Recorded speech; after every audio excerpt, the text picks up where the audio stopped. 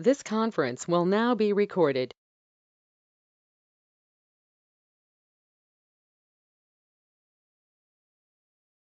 Hi everyone, so let's start our sessions. Okay, so coming to our final piece that we'll be discussing. So in our previous session, we talked about birthright provisioning using roles, and we were creating these roles one by one. So I talked about a mining technique that could be used to generate these roles in SailPoint. So we will be talking about this mining technique and using this mining technique to generate our roles. And after that, we will be going ahead and talking about workflows and lifecycle events in SailPoint, again for the provisioning piece. As we have previously discussed, that provisioning can either be done using roles or could directly be driven from the workflows or the lifecycle events, which we will be discussing in a while. So coming to role mining, so we talked about that we have two types of techniques depending on whether it is a new implementation or existing role implementation. So we talked about a top-down model and a bottom-up model. So in top-down model, we talked about that we will be doing first business role mining, then IT role mining, and then entitlement analysis. And top-down will be applied to fresh implementations. On the other hand, bottom-up will be implied when we have an existing RBAC structure and further optimizations are needed to our role modeling. We further went ahead and discussed that there are three mining techniques, and these are business role mining, IT role mining, and entitlement analysis. Business role mining mainly focused towards generation of business roles. The rest two, IT role mining and entitlement analysis, are focused on generation of IT role model for our role privileges.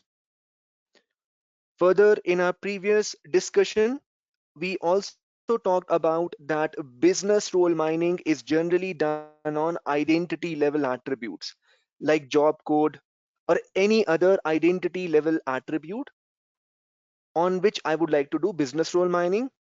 IT role mining is done on application entitlements, and entitlement analysis is also done on application entitlements. So for these two, the recommended approach is to do application by application. In IT role mining, we will be doing analysis. The result that we will be getting will be based on user count. On entitlement analysis, it will be for all unique values, which we will see today. So let us go ahead and start this practically in our environment. So this is a fresh environment that I'm having where I have two applications existing. So let me first show you the existing applications. So when I go to application definition, these are the two applications we are having. And right now, when I go to setup roles, there are no roles generated. So it's a blank implementation. And I'm going to follow the first technique, that is my top-down role model. So first, I'm going to do business role mining on identity level attribute. Now in this environment, let us first see our identity level attribute. So when I go to global settings, identity mappings, so we have these identity level attributes present, and one of the attribute is department. Now my business requirement is that for every department, a business role should be created. So my requirement is business requirement. So for every department, I should be able to generate a business role over here. And then further, I have to generate IT roles, and I will have to map entitlements. So this is what our requirement is. So I don't want to do it one by one. I want to use the mining approach that SailPoint provides. So department is a searchable attribute, and because it is searchable, I can go to analytics and view the unique values it presents. So these are the unique values it is having. So a lot of unique values over here. I want to generate business roles on my department. So I will go to setup, roles, new role over here. And now I'm going for business role mining. So I would like to generate this business roles. I'm saying compute population stats. Selecting this option will present me additional stats in my task result. So perform analysis. So I don't want to just perform analysis. I want roles to be generated. So I will not select this option. We have already talked about the structure of role modeling. So root container is nothing but organizational role. So I'm saying generate a new root container. So I would like to generate organizational roles, generate a role hierarchy from identity mining attribute. So now these are my identity attributes available. I can select multiple attributes, but right now I want to do it on department attribute. Type of roles to generate, business roles to generate, business. I want a specified owner, SP admin. Now I don't want that it should be done on users. I want all the roles to be generated irrespective of users. So I'm not selecting any filter over here, and I'm using a naming algorithm. So I'm saying it should be department, should be appended to my role names, and I will go ahead and say save and execute. So business role mining task has been executed, and going to role mining results, I will be able to see these results for role mining. And it says roles mined are 9. So 9 roles have been mined. And now when I go to role viewer, refresh my role viewer over here, I would see my roles have been generated with containers now. So they have been generated automatically using my mining task. If I go to accounting, so department accounting based on my naming algorithm. So I'm going to edit role. So by default, these will be disabled. These roles would be disabled. So I will go ahead and enable these roles. And now you can see a assignment rule is automatically attached to them, which is based on this identity attribute for every unique value. So this is my accounting business role. And now it is saying that the condition for getting this rule assigned is having this department value set to accounting. So what we have done using this, we have used an identity level attribute to generate my business roles and folder roles that are organizational roles. So all these have been generated automatically now. So rather than doing manually, we have used the business role mining model to mine on an identity level attribute to generate these business roles. Now coming to the second mining technique, IT role mining. Now using this, I want to generate IT roles. And this analysis is done on application entitlements. So business role mining was done on identity level attributes. IT role mining is done on application entitlements. So new role, IT role mining.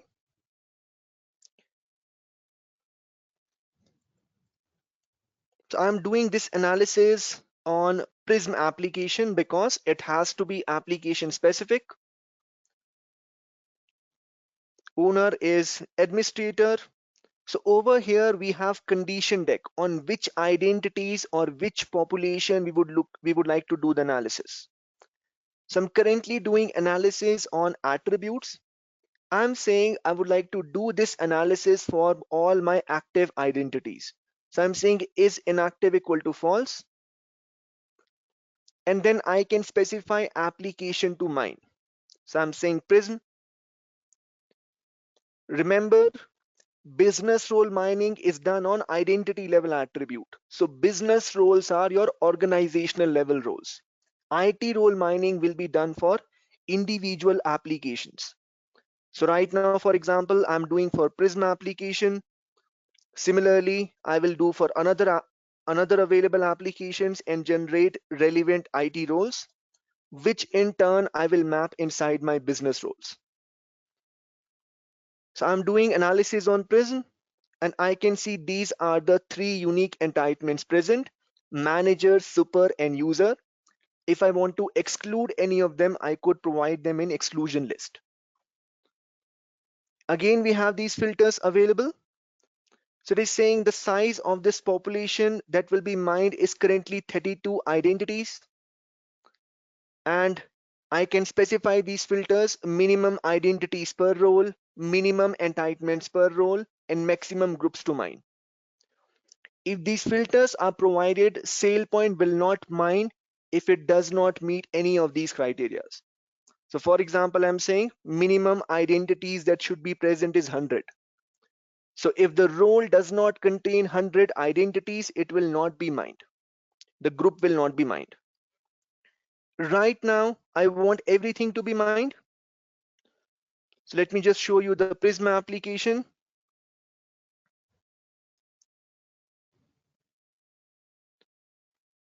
So this is for my Prism application that we are doing mining.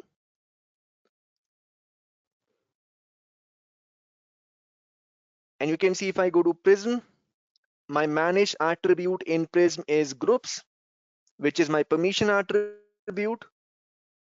So over here we have groups, and these are the three groups available that a user can hold on the Prism application. So we can exclude any of these entitlements if we want. I will go ahead and do the mining.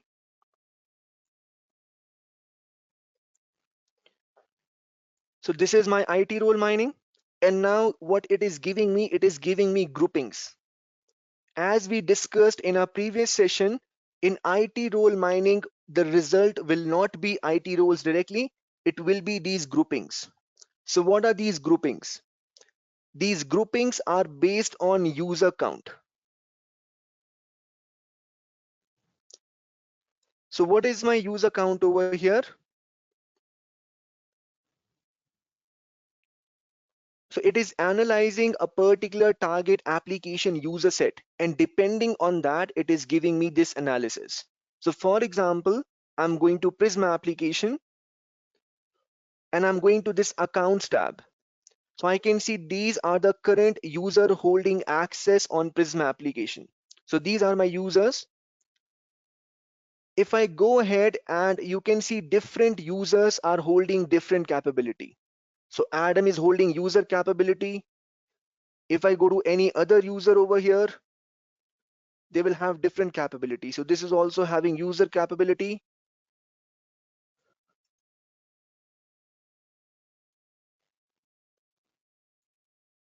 So if I look at this particular user, it is having all the three capabilities, all the three groups over here: manager, super, user.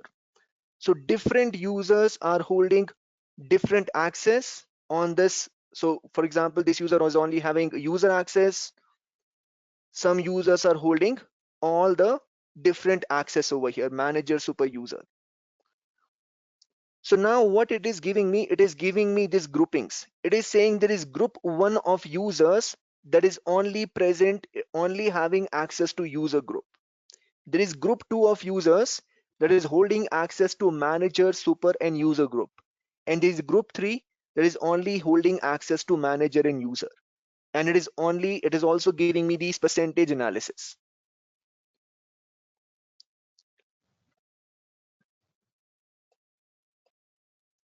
So rather than we individually going ahead and analyzing target applications, this analysis has been done by my mining task. So see, I'm going to use Prism, show tables. So we have a user table over here, select star from users. So different users I can see with different capabilities, some holding user capability, some holding all the three accesses over here, all the three groups they are present on, some are only present on a particular manager user group. So it is analyzing my application data and presenting me these groupings. Now, based on these groupings, we can make IT roles. We can create IT roles in SailPoint. So advantage over here is it is using the analytics module, it is analyzing my target application. And these groupings are based on user count. It is counting user in each of these groupings. How many users are only present in user group? How many are present in all the three groups? And based on that, these groupings are created. So I can see that this user grouping is used by almost 90%.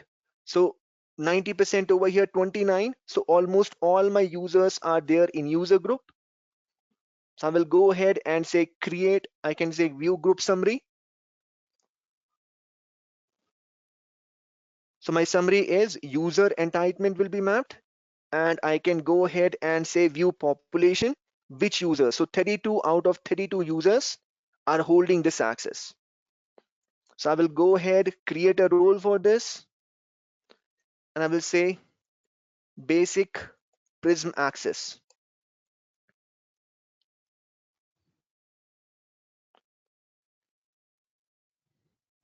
SP admin over here. And now what it will contain? It will contain this user direct entitlement on Prism application. So I'm going ahead and creating this. I will go ahead and say save. Now if I go to role viewer, so we have mined a basic role, a basic access role using this capability. So now if I go down, you could see this basic Prism access have been mined. If I open this, so it is again disabled. Again, we will mark it as enabled over here. And this is the access submit.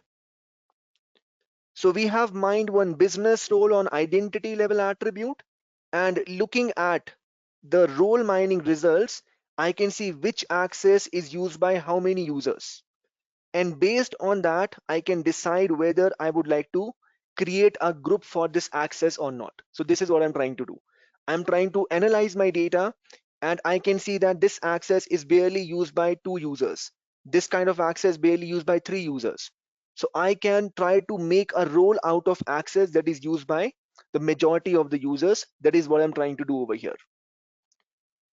Then the next section is creating a link between this mined business role and mined IT role. So I'm going to this mined business role and mapping this mined IT role over here in required fashion.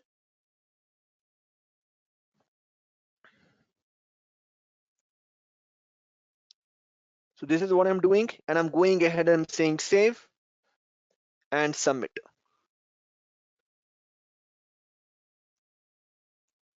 So what we did is with this business role that we mined, we further mapped this IT access, that is the basic access that we have seen is required by all departments.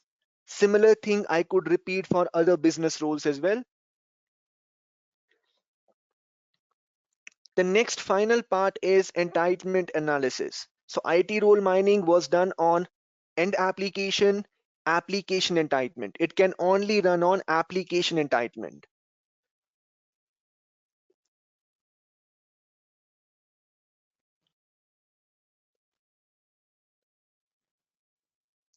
So if I show you the application ones, the schema ones, you can see over here, this was marked as my entitlement managed attribute. So only on this attribute I could run my analysis. This is my permission attribute. So IT role mining is done on application entitlements. So this is my application. I'm going to schema, and this is my entitlement group. So on this, my analysis was run.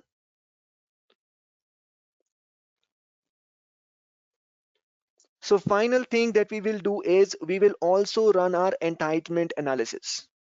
That is the final piece. Again, this is to generate IT roles, but how we analyze the data is different. So entitlement analysis, again is run on application entitlements. So same attribute. So I'm selecting my application track prism over here, and again I could select multiple applications. We have filter operations available and an or. I'm again searching by attributes, and right now I would like to analyze only managers. So I'm saying is manager equal to true. So I want to do only analysis on managers. So I'm saying is manager equal to true, and I will go ahead and run my search.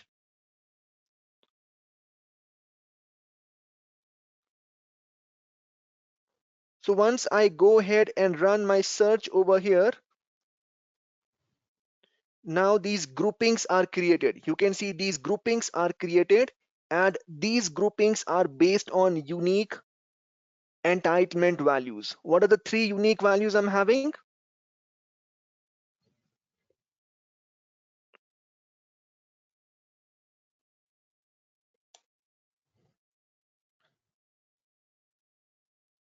So these are the three unique values I'm having: manager, super, and user. So in entitlement analysis, the result is groupings based on unique entitlement values. In IT role mining, it was based on user count. So there are two different type of analysis I can run. So I can see there are three entitlements on this application: user entitlement, and I can see how many users are holding it. Again, manager entitlement, how many users are holding it? 3 users out of 32. And super entitlement, 2 users are holding it out of 32. If there was another entitlement, let's say admin, which was not held by any user, it would also be represented over here. So one, we do analysis based on user count. Second is on every available value of entitlement. And now I can go ahead and see which identities hold that access. Which identities hold manager access, which identities hold user access, and so on. So now what I can do is I can do group and analyze. So I'm selecting these two. I'm saying group and analyze, and this is the grouping created. So now I can see only these two users. I can see show identities. So I can see these are the identities that are holding this access. And I would like to create a role for this. So I'm saying create role.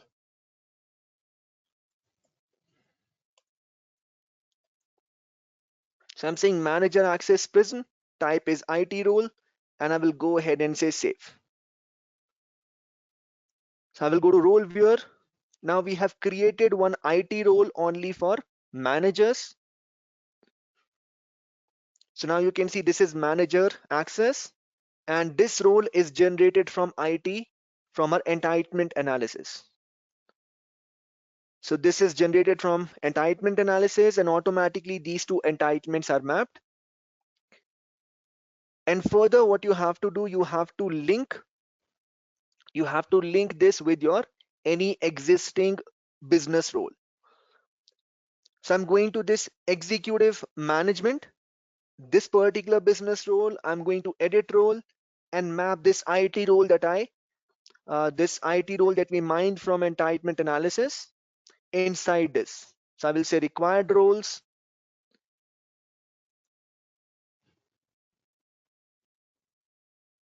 I'm saying add, and I'm saying save.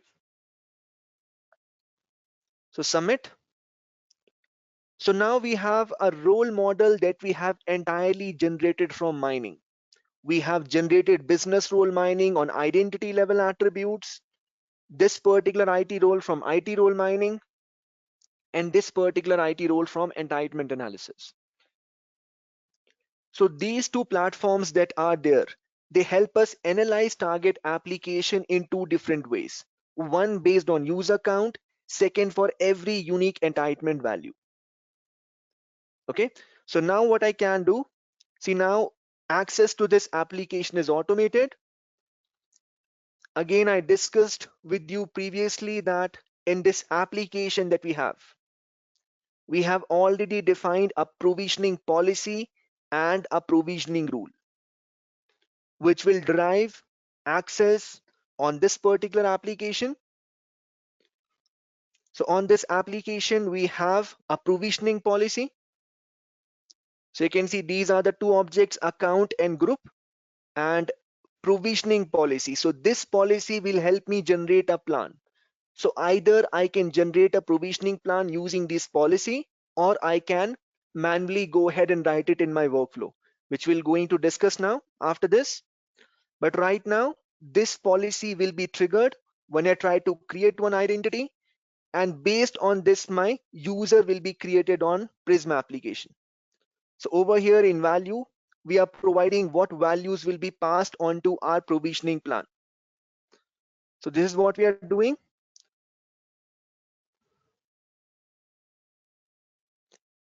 So over here, return identity dot first name, similarly return identity dot last name. So we have different values specified in our provisioning plan. Login IDs, all these status, all these will be passed on to my provisioning plan, where I'm providing values to these fields that are calculated. Return identity dot name. In status, we are passing a plain text value, ANN. So we are passing a plain text value A, and account logged is in. And then on the provisioning rule that we are writing, we have written one global provisioning rule where we are executing one prepared statement. So this is my rule. So over here, we are creating this prepared statement that is inserting to a particular table. So executing the plan that it receives. The plan is made by the policy, provisioning policy, and then inside our create operation, we are executing that provisioning plan, inserting the data into this particular table, users table.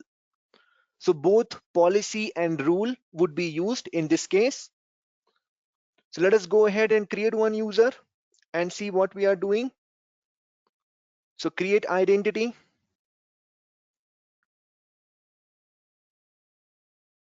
So this is one way of giving birthright access.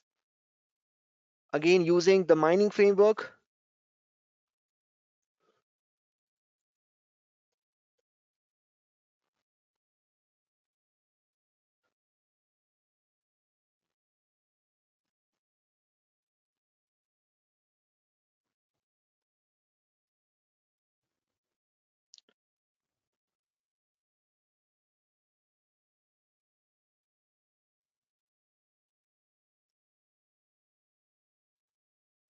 So this create identity request is submitted.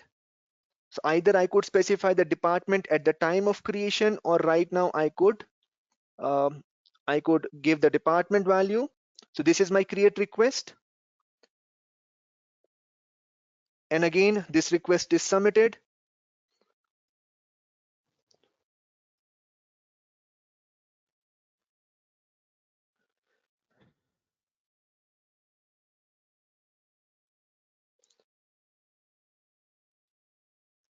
So we have this role activated. What it does is it assigns this accounting role for anyone that is part of this particular department accounting. So we'll set the department of the user. Either we could do it at the time of creation, or we could do it right now. So over here, I will go ahead and say manage identity, edit identity, and set the department of that particular user that we created.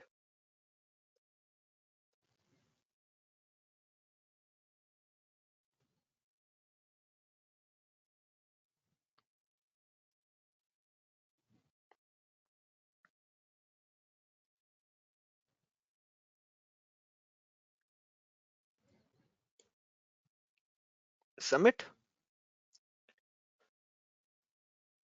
Now after this submit, we have to run our refresh task that will do our further processing and create our provisioning plan that will provision to my target application. So I will go to setup task.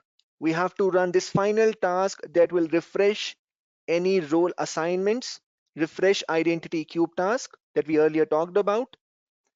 And we have to run it with these two options, where we are saying refresh manager, refresh assign detected roles and promote additional entitlements, and provision assignments.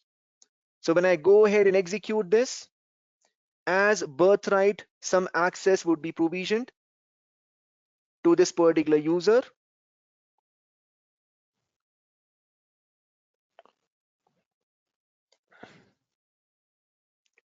So I can go to this particular task, and now you can see based on whatever we are logging in our rule, all these errors are being logged over here. So I can see based on my rule, all these are being logged. So department, whichever department the user is moving to, so all these are being logged, and this is the provisioning plan that is being prepared.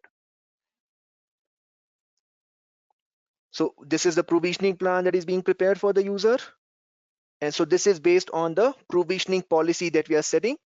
And this is the prepared statement getting executed over here to provision the user. So now it says provisioning request is created. One, I can further track this provisioning request as well, going to my administration console. So I can go to my administration console and further track this provisioning request as well. If it has failed, I will be able to see it over here. So I can see for this test 7, this is the provisioning request on modify, and I can see whether it was successful or not. It has assigned the role department accounting, result is committed. So if my provisioning fails, I have this log available where I would be able to see what is being returned, what errors, what has been logged over here. Now these are being returned because in the provisioning rule that we are writing, we have specified our loggers. So first let's check whether the user has the specific access or not. So now I can see this user is holding our specific access. So entitlements over here. So I can see in entitlements tab that this role was assigned, IT role was assigned, and the user was provisioned to this particular group. The same could be verified over here as well. So I can see test 7 was added and was provisioned to my user group. That is what we have set in our roles. So using our mining approach and defining this provisioning pathway on our target application, we have what we have done is we have used roles to provision access. So this is one way. So only change that we have done this time is we have used our mining framework to generate these roles. Earlier we were creating these manually, but now we have generated them using our mining framework. And again, they can all work on value change. So what I mean to say is now tomorrow, let's say you assign this particular department to any user, the executive management one. So it will give the relevant mapped IT access to that. So it will give the relevant mapped required roles that is mapped under this. So important piece to understand over here is in this application that we try to model inside it, we were specifying this provisioning policy and provisioning rule.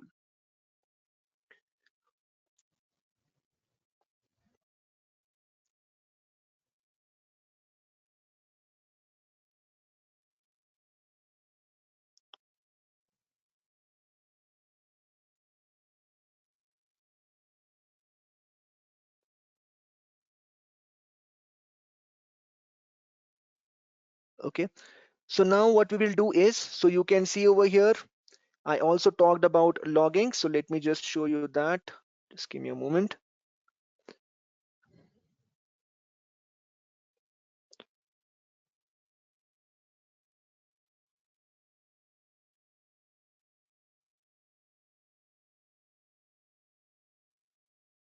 Okay. So over here, we are also creating our loggers, and simple way that I talked about that you could create loggers is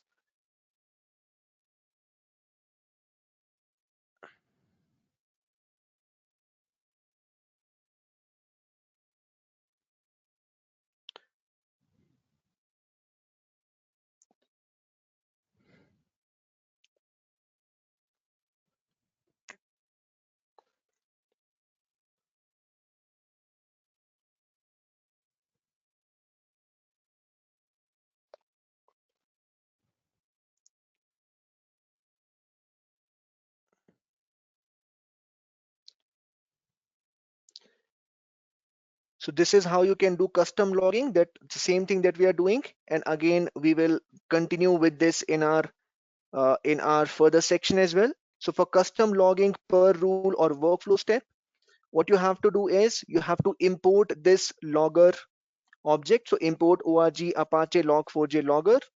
You have to create a custom logger in your rule or workflow. So this is what you have to do, and then you can use this logger at different levels to debug your message. And then you can register it, as we mentioned earlier, in your log4j properties file for additional logging capabilities to control your log level and turn off your logging.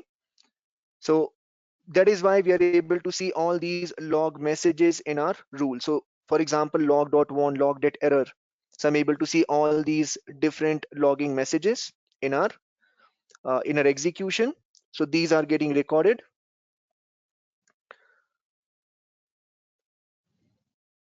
Okay, so let us now move on to our workflows. So let us go ahead and discuss workflows.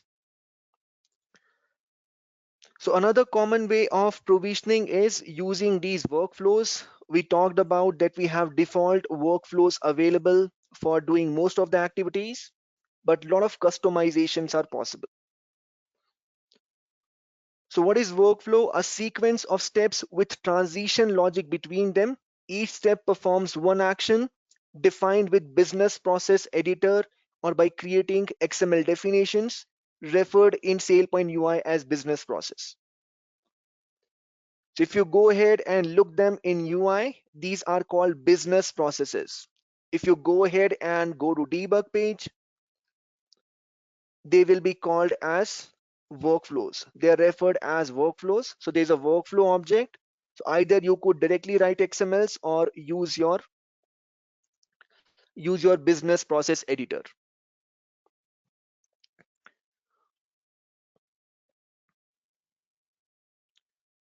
Now workflows are intimately tied to LCM. So for request, passwords, identity change events, everything is triggering a workflow in SailPoint. And we have four major workflows. So out of the box, there are four major workflows that are available. So these are the four major workflows out of the box that are used in your transactions. So these are the four major workflows: LCM provisioning, LCM manage passwords, LCM create and update, and LCM registration. So these are the four workflows. You can see they are being mapped when you go to Lifecycle Manager, and you will be able to see their mapping. So you go to business process and you can see most of the times these four top level workflows are being called: LCM provisioning, LCM create and update. So these are the four top level workflows that we have.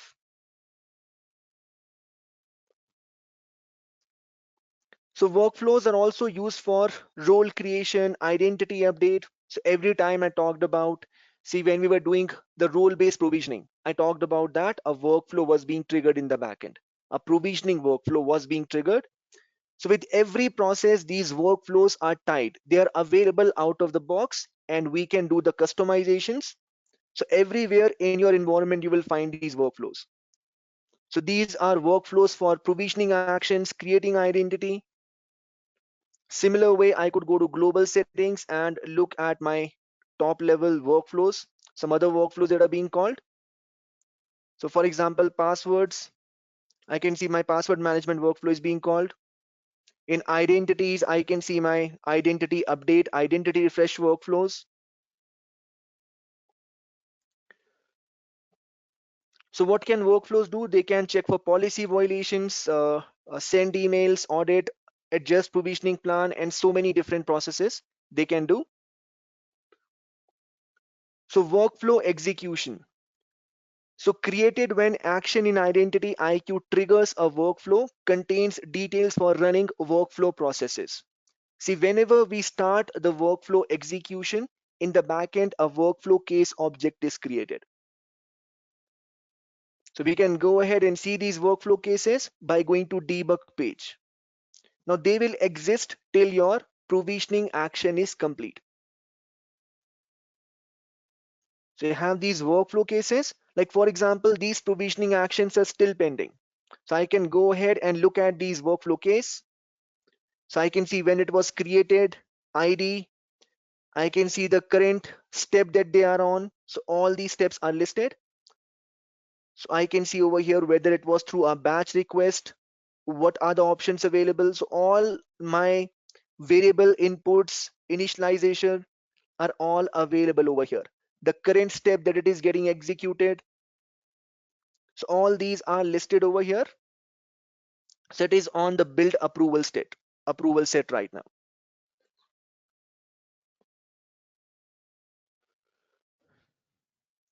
So contains when action in IdentityIQ triggers a workflow, contains details for running a workflow process like launcher, type of workflow, copy of the current step being processed, information about target objective. It will exist only until workflow completes.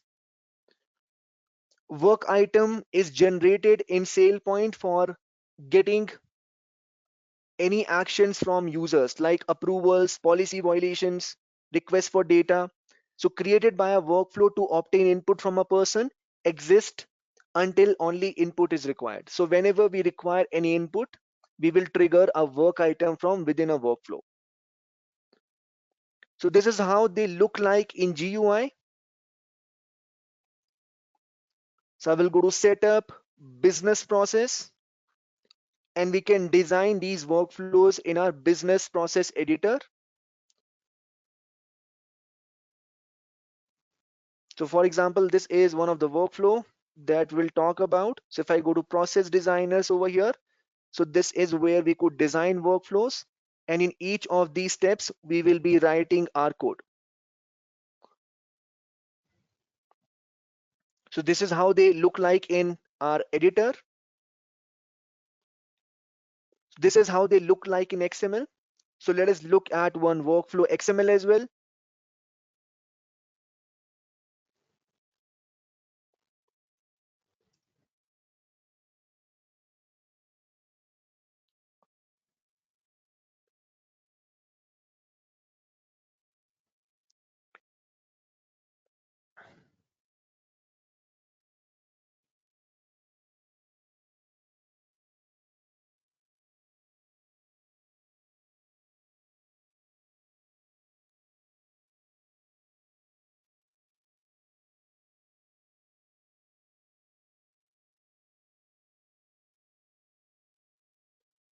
So this is how they look like in XML.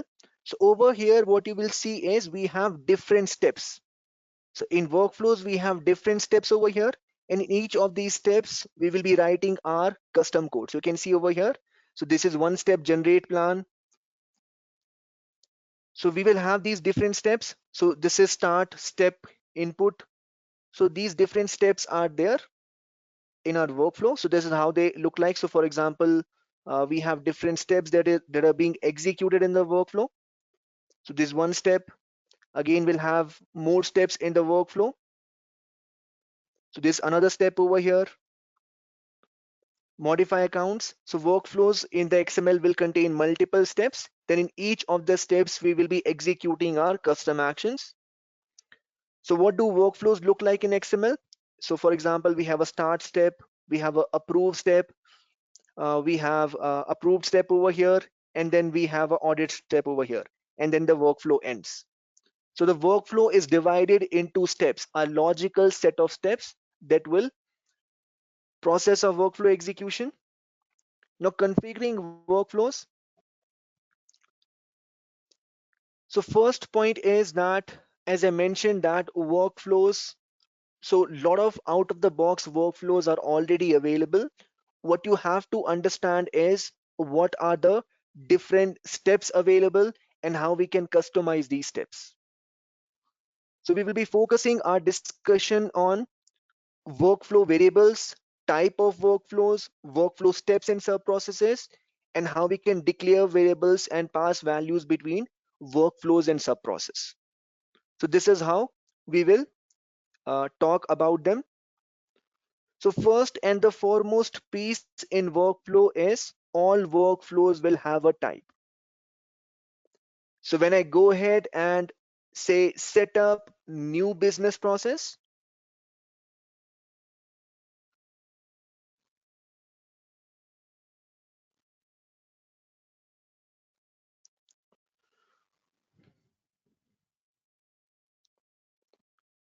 So over here, when I go ahead and I'm creating a new workflow, you can see we have a workflow type. So just like rules have a type, workflow have a type. So depending on what you want your workflow to do, you will specify a type, and depending on your type, your workflow will be exposed to certain processes. For example, my type could be LCM provisioning workflow. So this would be used to provision items to my target application. My workflow type could be identity lifecycle. So this will be mapped to my lifecycle event. So the first important point is type. So each business process must have a type specified. Type determines which libraries are available and where in the workflow this particular business process would be available. So first thing that you understand is type.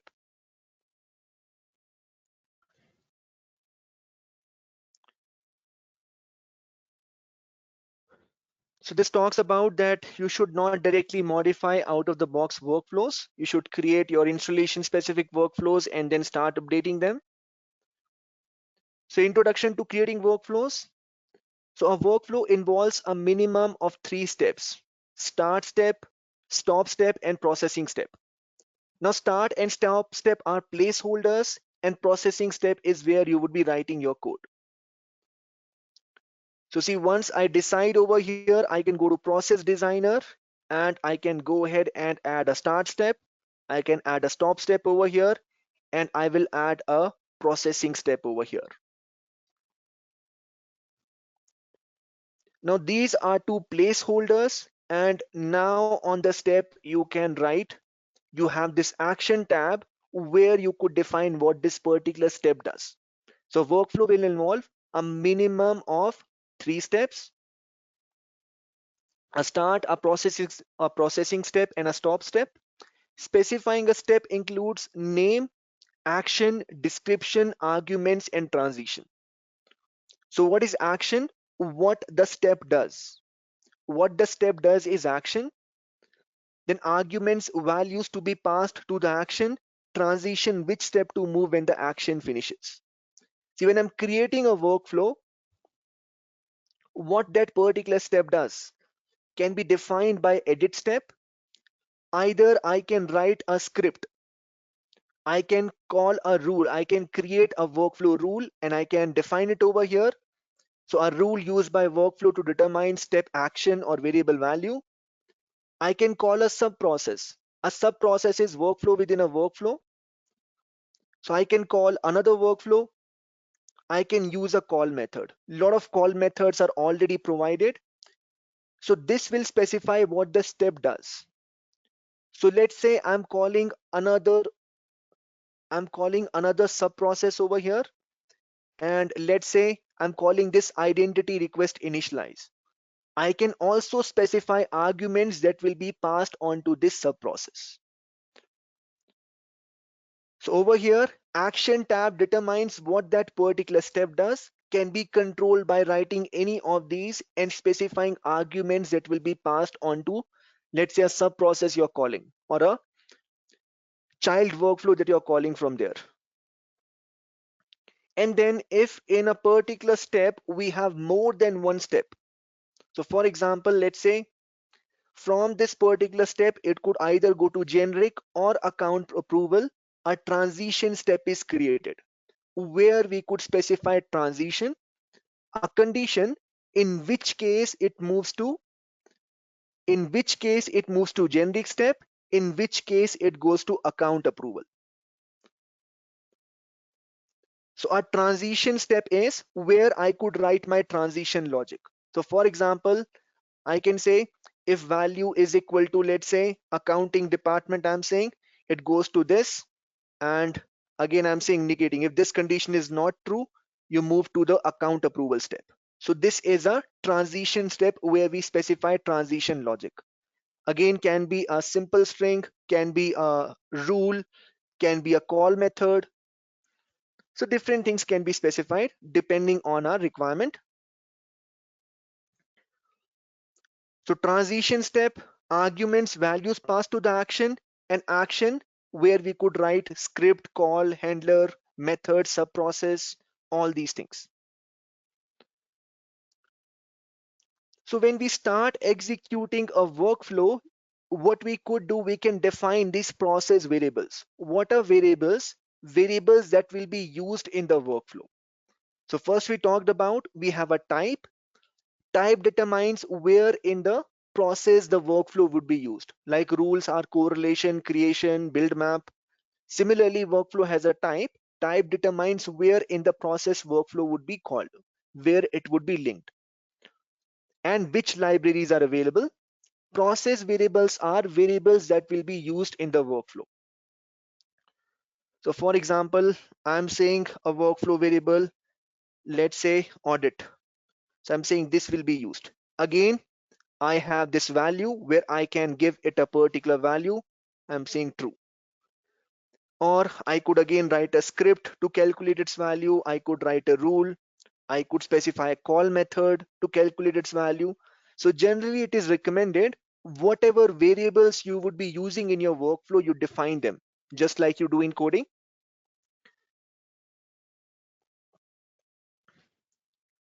So variable declaration.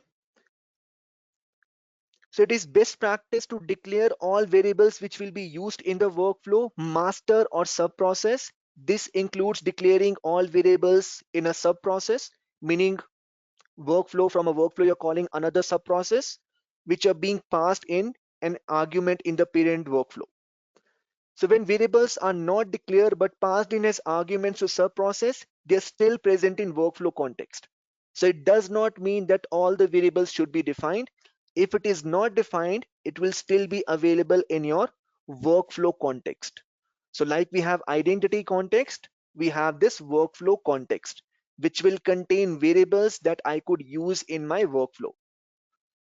But sometimes if you do not do that, the workflow engine might face problems in identifying these arguments in the workflow steps. So best practice is declare the variables that you would be using in your workflow.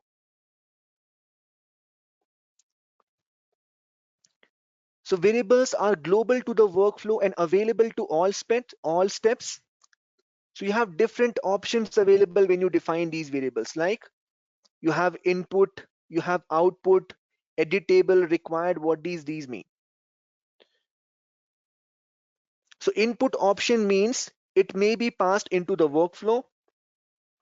Lack of input option means it is an internal variable. There are a lot of internal variables available, which I will show you in a while.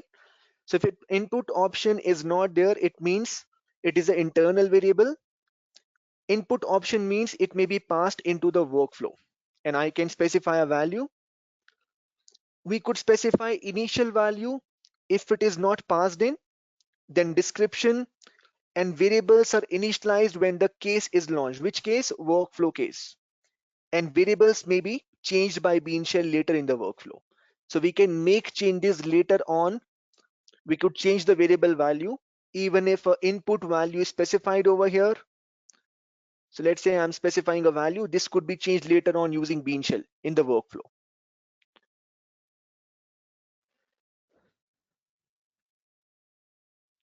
So throughout our execution of the workflows, we will be using these scriptlets specifying values. In UI, you use scriptlets type and specify source, like event.getCause. You would have, I have used this multiple times in provisioning policy as well. So we use these in UI, we use this scripted type specifying by source and specify source, like reference approver. So it will reference a workflow variable. String spAdmin, it supplies a literal string. Rule, I'm specifying my rule name over here. So this will call my rule.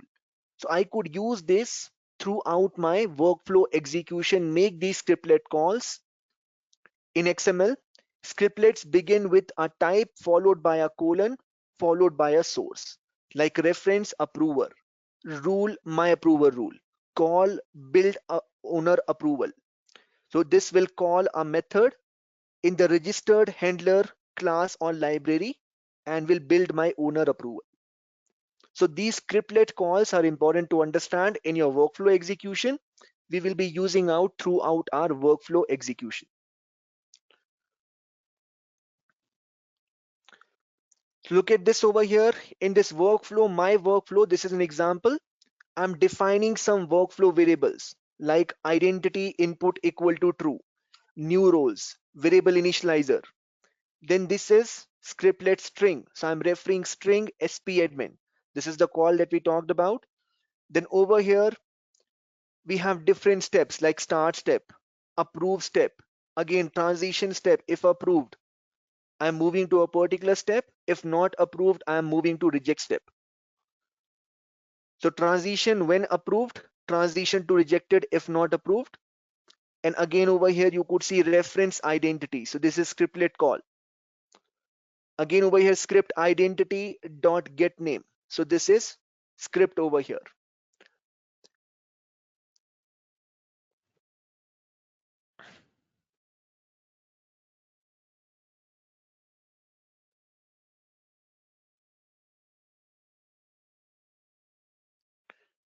So let me go to debug page and show you.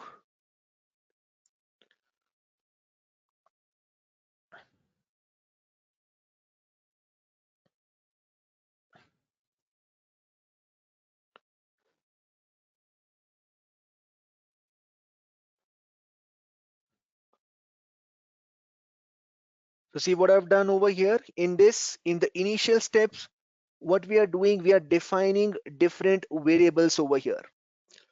So what are these? These are different variables like input. What are the different variables that we are defining? Identity, name, event, trigger. So these are the variables, plan. These are the variables that will be used in our workflow. So string false, optimistic provisioning. So these are different variables we will be using in our workflow. And then we have different steps that I talked about initially that would be going ahead and performing different actions as we go ahead. So there are some global variables or reserved words that will be used throughout your implementation, like context. So that refers to SailPoint context, interacting with SailPoint database, log, log object for log4j. So just like we have SailPoint context, we have workflow context, an instance of workflow context containing details about the state of the workflow, what variables are being used. So all that details will be in workflow context. Then handler, instance of registered workflow handler, a step object, approval object, item and trace. So these are some global variables. Trace when set to true, we can trace the workflow process. So generally when we will define our variables, we will be setting trace equal to true.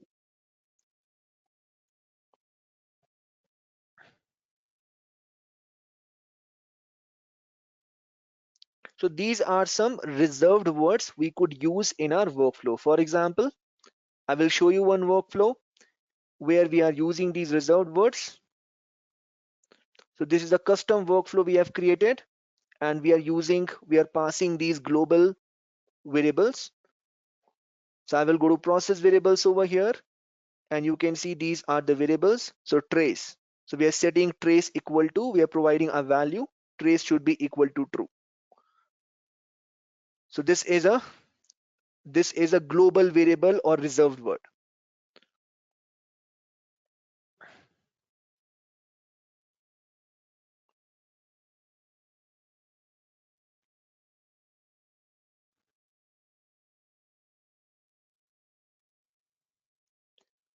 So additional variables are added to specific types of LCM request and will vary from request to request. So what are the types of steps you will see in workflow? So you will see some placeholder steps used for visual cues and flow like start and stop, like I was showing you over here. So we have start and stop over here. So these are visual steps. They do not perform any action. They are just there for visual cues. Then you have code steps. where you would be specifying code like calling a script or a rule, call a compiled Java code. So these are your code steps.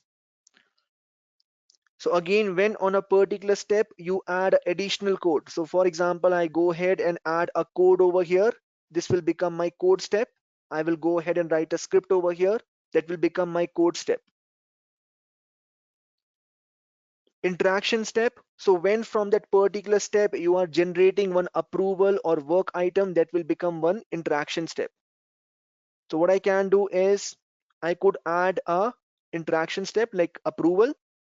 I could add a approval form over here, add approval, and I could generate a approval over here. So if I attach approval to a particular step, it becomes a approval step. Then sub-process, execute a sub-process within the current flow, and additional options like wait and catches can be specified directly in XML, not available in UI. So wait is causing a specific step to pause for a particular time, and catches will guarantee execution of that particular step. So directly could be added to your XML. So these are the types of steps. So step action is a bean shell script of any complexity. All current workflow variables are accessible as top level symbols. Identity and project are both workflow variables.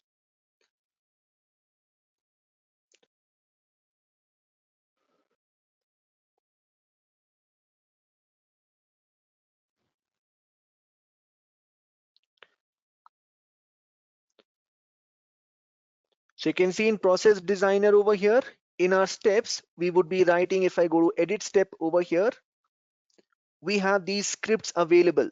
So we can go ahead and write these scripts associated with our workflow steps. So script could be any script of any complexity. Like in this step, I am printing some debug information from within a workflow.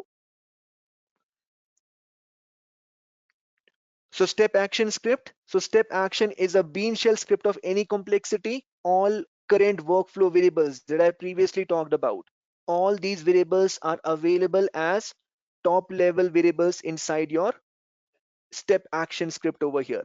Identity and project are both workflow variables. Then step action call.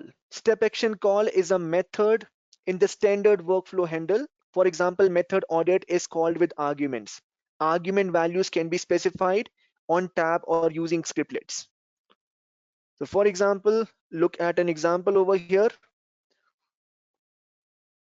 So in this particular step over here, I'm calling one method called send email. I'm going to edit step. So I'm calling this method, call method send email.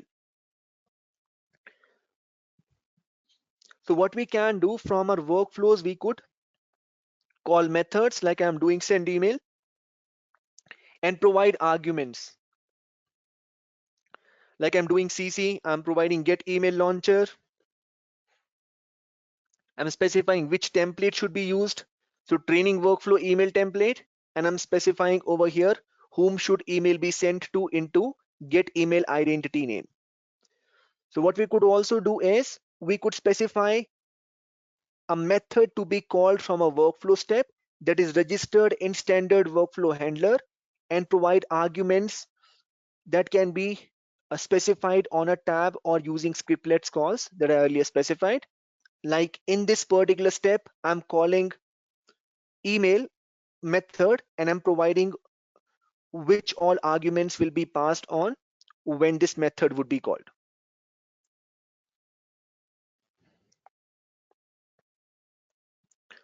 Then you have step action sub-process. It calls another workflow, defines parameters, passing behavior to map sub-process by variable using return tags. Okay. So what we could also do in our workflow, you could see, for example, let me show you one workflow. So LCM provisioning workflow. Look at a process designer over here. So this first step initialize is calling a sub process that is identity request initialize. So when I go to edit step, From this workflow, I'm calling another workflow, another sub-process, identity request initialize, and then specifying these arguments that will be passed on to this sub-process. So what you have to learn is how to pass arguments, how to pass variable values between workflows and sub-process. So generally what workflows do, they will call these sub-processes or workflows for execution. So if you want to pass values between workflows and sub-process, workflow steps which call sub-processes can specify argument elements and return elements. Arguments are used to pass variable values to sub-process from parent workflow, and returns are used to pass variable values back to the parent workflow from the sub-process. So this way they both can communicate. So this way both of them can communicate over here.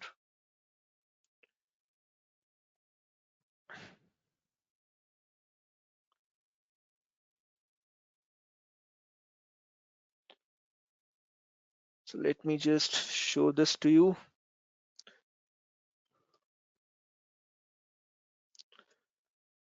Okay. Yeah, your understanding is correct over here. So what it does is, yes, you can create custom methods as well. Another question is, yes, so for that trace should be set to true. Trace should be set to true. And again, the custom logger that I showed you earlier, that custom logger you could create per rule or any workflow step. So this custom logger that I talked about, so create a custom logger per object. So you just have to create a logger object and then you can log for messages, as I will show you in a while. So this is the step you can follow. And like we were doing, you could build your provisioning plan. Okay, so debug page.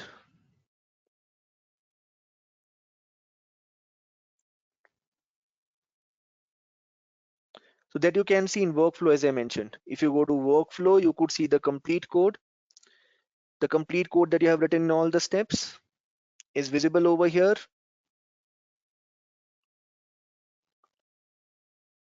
So complete code is available. If you want to see, you can see per step in the workflow editor. So look at this particular workflow. So over here in this particular workflow, in a particular step, so this is the first step that I'm having. What we are specifying over here, we are specifying our, so in this particular workflow step, we are specifying our return values, we are specifying our arguments. So all those are available over here.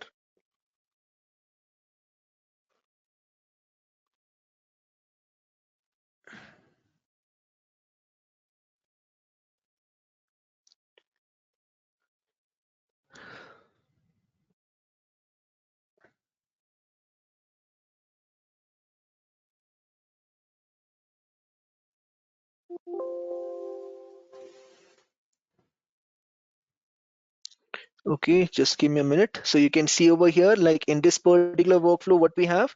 So when we are calling a particular sub process, we can specify arguments that we want to pass and specify returns that will be returned over here from our sub process to the workflow. So this is used for communication between workflows and sub processes. So you have arguments and you have returns. Okay, so what you can do, if you want to specify any argument that you want to pass on to sub process, you will specify an arguments tab, like I'm doing for policy violations or approval mode, and then specify your you can specify your returns that would be returned from your uh, sub process. So step action call, step action sub process. So calls another workflow, defines parameters passing behavior to map sub process variables using return tags. Step action approval. So approvals are special kind of steps that interacts with users. Approval steps cannot have a script or they cannot call a sub process. So approval objects may be nested. So we can go for multi-layer approval as well. So this is another step action approval. As I was showing you, you could add a approval form. And again, this could be nested. Yes, you should be aware of these.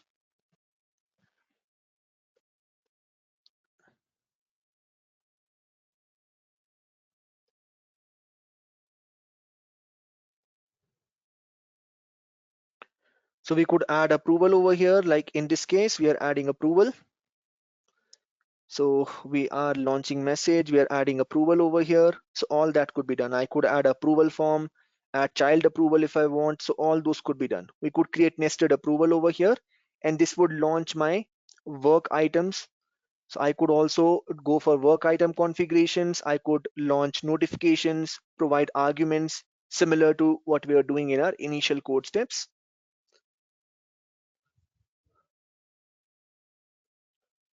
So step action approval, work item creation. Each approval generates a work item. Workflow variables may be passed into work item, and work item will be rendered by UI or by a form. And on work item completion, workflow will go for further execution. So user must complete the work item for workflow to continue. We can do all sorts of validations and submit the data for further processing.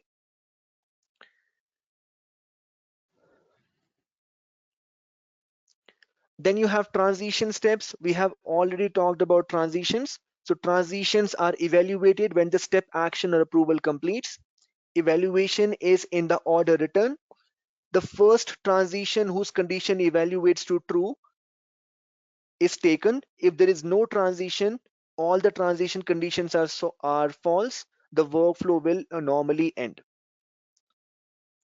So these transition conditions could be created, and on these transition conditions, so you can see if these on each transition step, we would be specifying these transition conditions.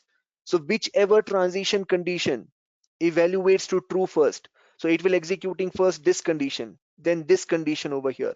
So whichever evaluates to true first, accordingly, it will navigate to the particular process. So for example, it will transition to start approval process.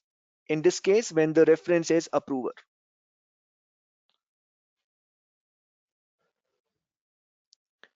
So we could go for conditional transitions or unconditional transitions over here. In conditional transitions, we will be specifying a logic. In unconditional transitions, we will not be specifying any logic over here. So in this case, depending on the reference variable, our unconditional transition would be driven. So based on what variables are being passed on, my transition would be given. Or in the transition step, we could write conditions. Like in this case, if it is approved, I want to navigate to some step. If it fails, I want to go to another step of security officer transition.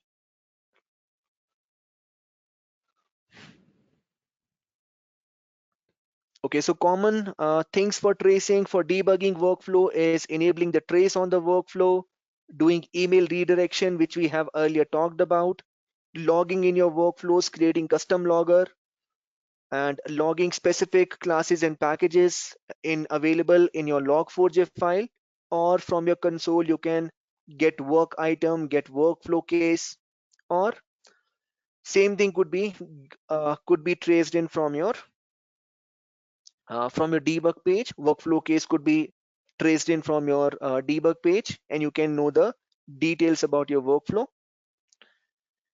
So since we know about our different steps in our workflow, now I would take you through one out of the box workflow to understand it little better. Yes, it means Raja that email approval would be sent. A message email would be sent to the manager. Notification would be sent.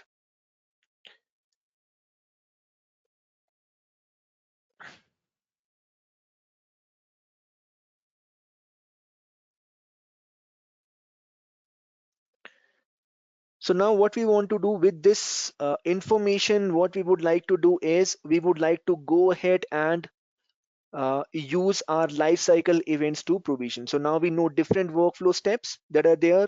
We talked about declaring process variables. We talked about passing values using arguments and return types between workflows.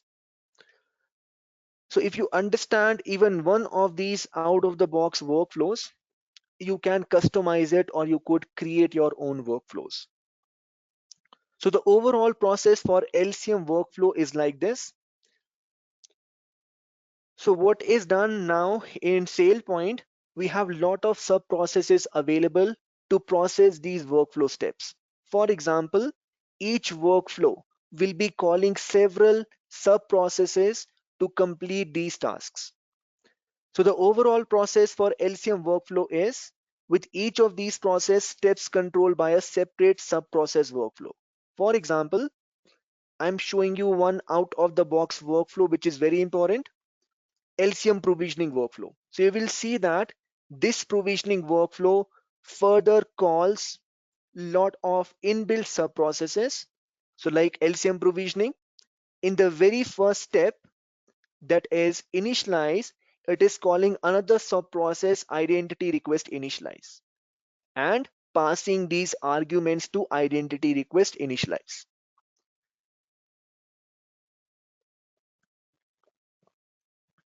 So overall process for the flow of LCM workflow is initialize, compile the, so this particular process, what you can see over here, initialize. So this initialize step, what it is doing, in this initialize step, the provisioning plan, it is compiling the provisioning plan, set the identity request, performing auditing, checking policies, do pre-approval and data gathering. So this is what is done. And what is this identity request initialize? It is another workflow available in SailPoint, but a sub process that is being called by my master workflow. So you can see over here, if I go, this is my identity request initialize. So this is my identity request initialize. So this is a workflow that is being called by my parent workflow. What this workflow does? So this sub process is used to initialize various objects necessary when executing the workflows with provisioning. So the sub process will do the following: compile the plan to a project, build approval set, check policies. Again, you can go ahead and further see its provisioning, whatever it is doing. So what I mean to say is these workflows further will cause several sub processes for their execution. So that will be done by all of these workflows, all of these master workflows that I talked about. Parent workflows, LCM provisioning, manage password, create and update and registration. So these are the four major workflows. So we are understanding the general processes involved in these LCM workflows. Second process is approve. Gather approvers from the appropriate parties and filter the provisioning project and remove from non-approved items. So whichever items are approved, it will gather all those approvals and it will build this provisioning project. The third is provision. So do post approval data gathering and complete the provisioning actions. Fourth is send email notifications, and fifth is finalize. So these are the 5 steps involved. Now in each of these steps, we have certain variables that are being exposed by which you can control the workflow execution.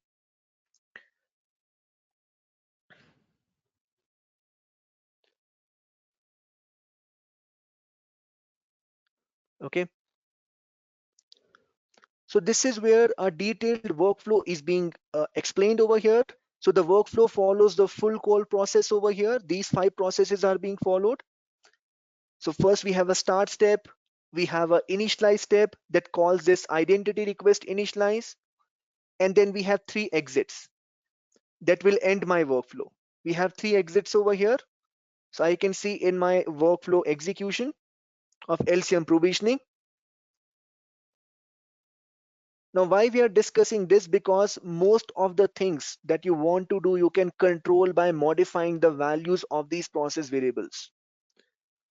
See in the process designer over here, we can see first it calls identity request initialize, and then we have transition logic written, and based on the transition logic, we have 3 exits.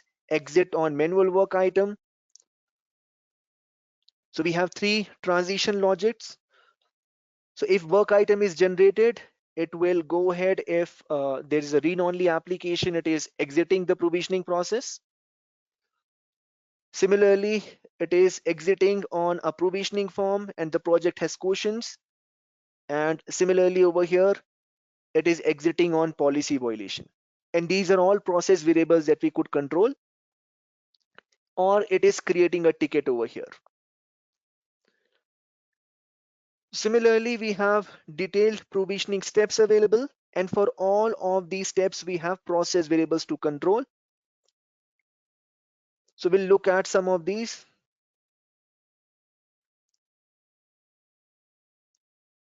Now, fourth step over here, what it does, it is creating this ticket. So manage ticket sub process, again, it is calling another sub process over here, which is manage ticket sub process, which is another workflow. Then over here, it is deciding how the approval scheme should be. So it is deciding how my approval scheme should be. And then it is going ahead. Okay. So it is deciding my approval scheme. What should be my approval scheme over here? It is approving and split, and then approving and provision, calling my refresh identity task, and then notifying and going to finalize step. And then it is ending my workflow. So what is important over here is this, that we have these workflow control variables available by which we can control our workflow execution. So you can see we have these workflow control variables like identity name, plan, approval split point. So I can use this to control my out of the box workflow execution. For example, I will share one example with you.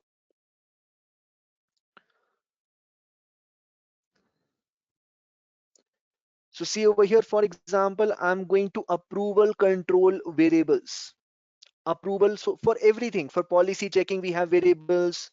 For your approvals, we have variables. So all these variables are available by which we could control our execution. So approval control variables, notification control variables. So for example, I'm going to approval control variables over here. So we have two types, approval mode and approval scheme. Approval mode and approval scheme. So see over here, if I go to process variables, I will go to advanced view.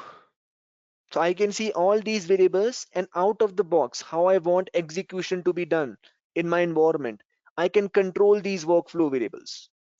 So see over here, we have these workflow variables, approval mode and approval scheme. So I can see approval mode is currently set to parallel. Approval scheme is currently set to owner, manager. So what I could do, I could understand these variables and modify my out of the box LCM configuration. So let us go ahead and understand what is approval mode. So approval mode could have any of these values. So could be serial poll, parallel poll, any serial, parallel. Serial poll means that all the work items that will be generated to approvals will be in a sequence. So final decision is being made when the final approval is done. So for example, see in this sub process, I'm saying go for the manager approval, then go for the owner approval. When both my approvals would be done, provisioning would happen. So this is my one of the options available. So that is approval mode serial poll. If I make it as parallel poll, it will assign work items to all approvals simultaneously. And final decision is made only after all approvals have provided the input. The difference in serial and parallel poll is, in serial poll, it is happening in a sequence. Work items are assigned in a sequence. So only when manager approves, it creates a work item for owner. But in case of parallel, my work items are assigned parallelly to all the approvers. When I say any, assign work items to all approvals, the decision made by the first responder is acted upon the final decision. So if I say any, if I write any over here, so if in case manager approves first or the owner approves first, my provisioning would happen. I don't need both. Anyone who responds first, my provisioning would happen. So you could see, depending on my requirement, I could control which approval mode I want to go for. Whether I want serial approvals, I want parallel approvals, I want that anyone who any of these approvers, if they approve work item, that should go ahead. Then I could only go for serial, so assign work items to approvers one at a time and strip out any rejected items. Then parallel. So using these variables, and by providing these values, these changing these values in my process variables in out of the box workflow, I can modify my workflow configuration. So this is one piece. Similarly, we have approval scheme. So we have a lot of variables available, but let us look at approval scheme. Approval scheme is CSV list of approvers to include in the approval process. So now let's say I want multiple values. So what I can do, I can provide manager, the target user's current manager, new manager. If the identity changes involves a manager change, the target user's new manager, security officer. So prompt the user specified in the security officer name variable level for approval, none, disables my approval. So accordingly, if I want to govern my business process, I can go ahead and modify this value. So like approval scheme, we have approval mode. So we have approval scheme over here. So right now I have set it to owner comma manager. Again, I could modify it as I could add a security officer over here. So similar variables are available for everything, for modifying your notification mechanism, for modifying your any of your steps that are available. So understanding them is very critical uh, to your execution of workflows, and it is very easy if you would like to change. So anything that I want to change, for example, I want to change in notification control variables, I could go to notification control variables and modify my notification scheme, modify which templates I want to use, which notifications I would like to send. So with these variables, I can control my workflow execution so if I don't want to do much code changes, I could look up the variables and I could make the changes. So this is one common way of modifying your organizational requirements, and by just making changes to out of the box workflows and modifying your variables, process variables, and looking at what all the values available and accordingly changing your configuration. So this is a common way. This is done to limit the customizations.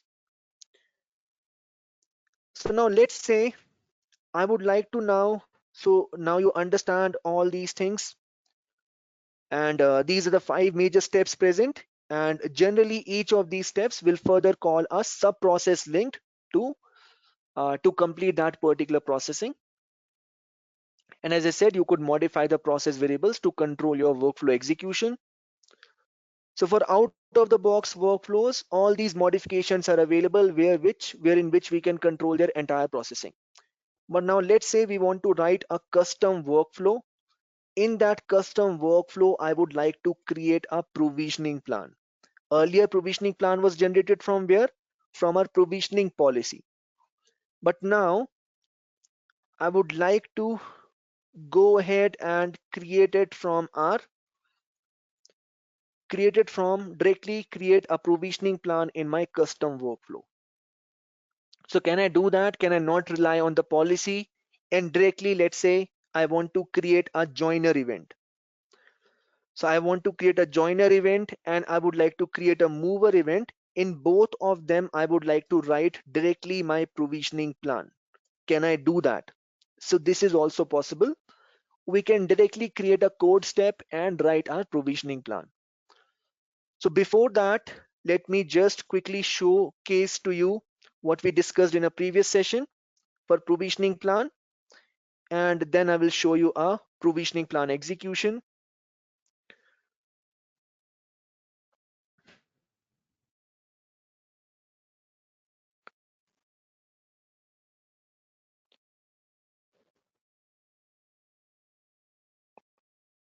So this is the process I showed you over here, a provisioning plan. So this provisioning plan could be made by a provisioning policy or could be custom written. That will be passed on to plan compiler, where we will get a provisioning project which is passed on to plan evaluator, which does the final provisioning. So provisioning plan over here will contain two important things: account request and attribute request, and details about your provisioning. Like for example, what is your target application in which provisioning should happen?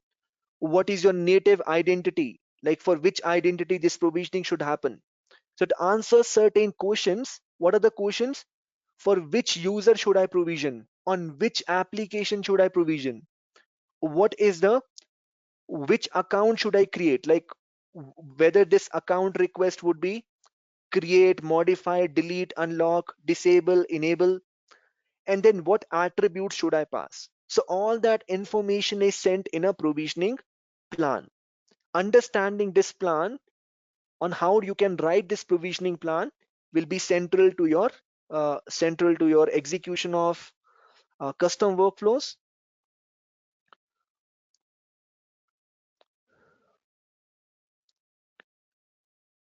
So let us look at one plan. Just give me a minute. Let me go ahead and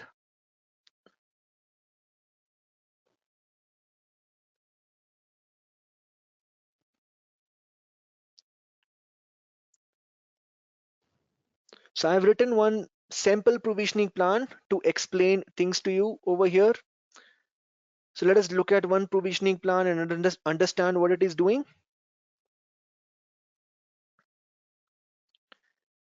So this is a sample provisioning plan.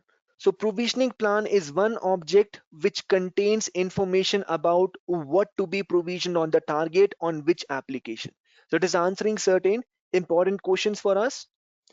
Plan contains for which identity. It can hold multiple account requests. Each account request may contain multiple number of attribute requests. Okay.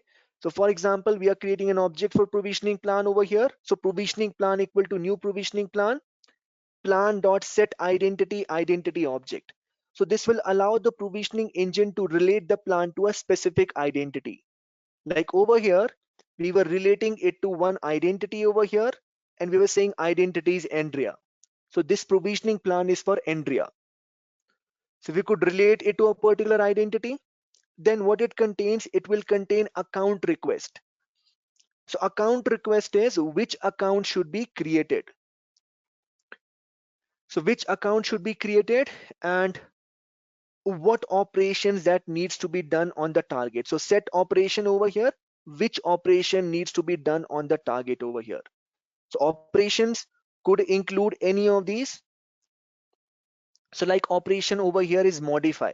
So operations could be create, modify, delete, unlock, enable, disable. Then over here, we could further add attributes as well. So let's say when I'm creating an account, I want to add certain attributes. Like for example, over here, I'm saying set name member of.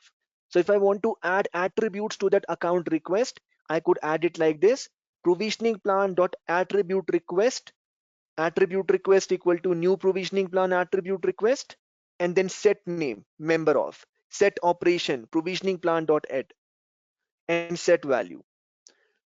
So important point to understand is the structure, that it has to be related to an identity.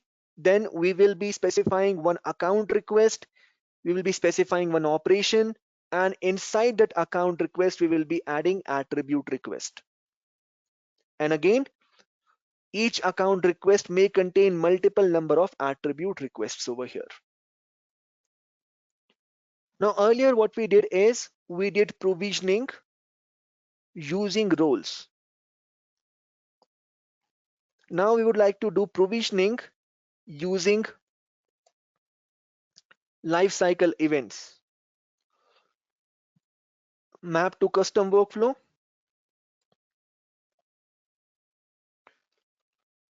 So for this, we are using an attribute called department.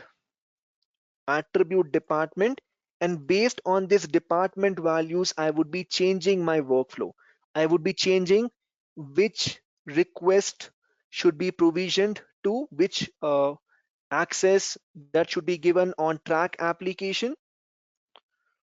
So it will all depend on which department the user is moving to. So I want to give some access on joiner event, that is create event, joiner, and I would like to, for mover event, I would like to give some access.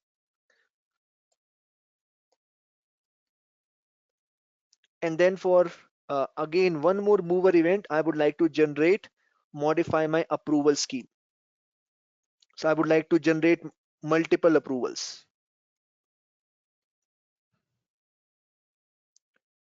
So let me just bring in the condition deck.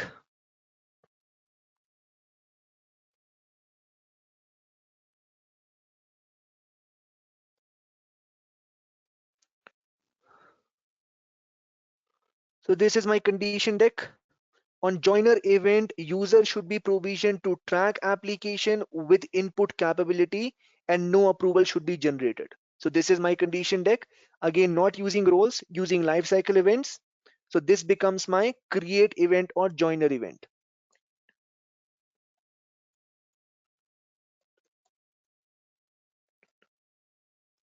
On attribute change event, let's say department attribute, identity level attribute, if the user is moving to finance department, if the user moves to finance department, mover event should be triggered and user should be assigned input reject capability. So this is again without approval. I have another condition, user moves to inventory department. So mover event should be triggered, these two capabilities, but for super capability, I want approval work items. So this is what I want. And all this should be done using lifecycle events.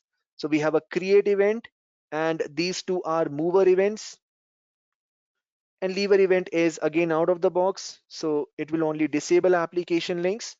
So nothing much in the lever. So I want to control one application using joiner mover lever. So what we have done for this particular process,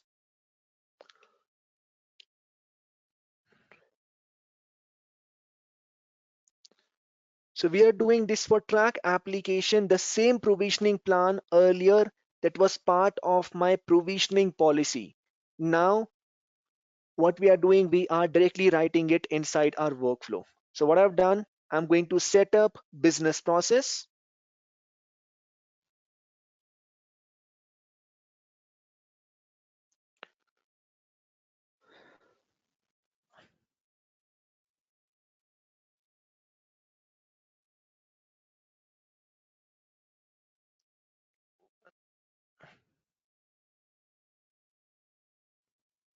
Okay, just give me a minute.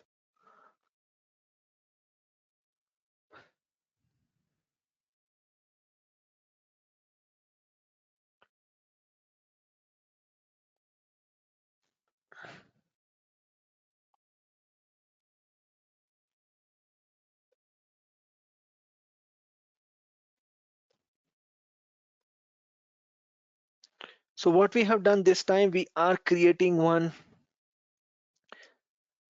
we'll be creating one life cycle event and we will be creating our business processes for it. So let us look at our business process that we are creating for this particular step.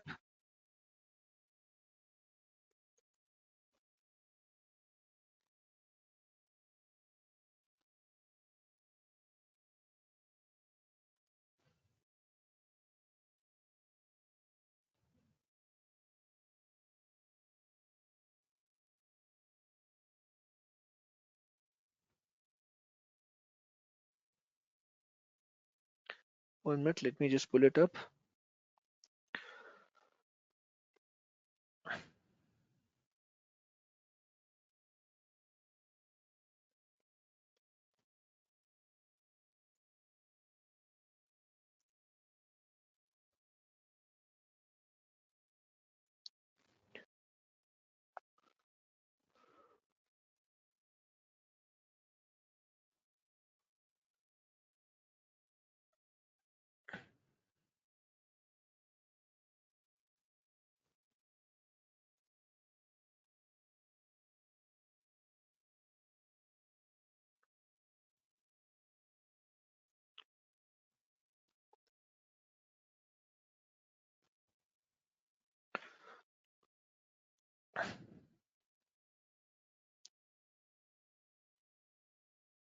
Okay, so we have a create workflow and a mover workflow.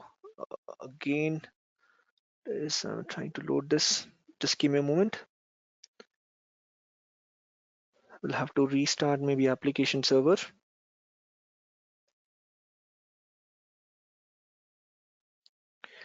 Okay, so let's go ahead and look at this joiner event.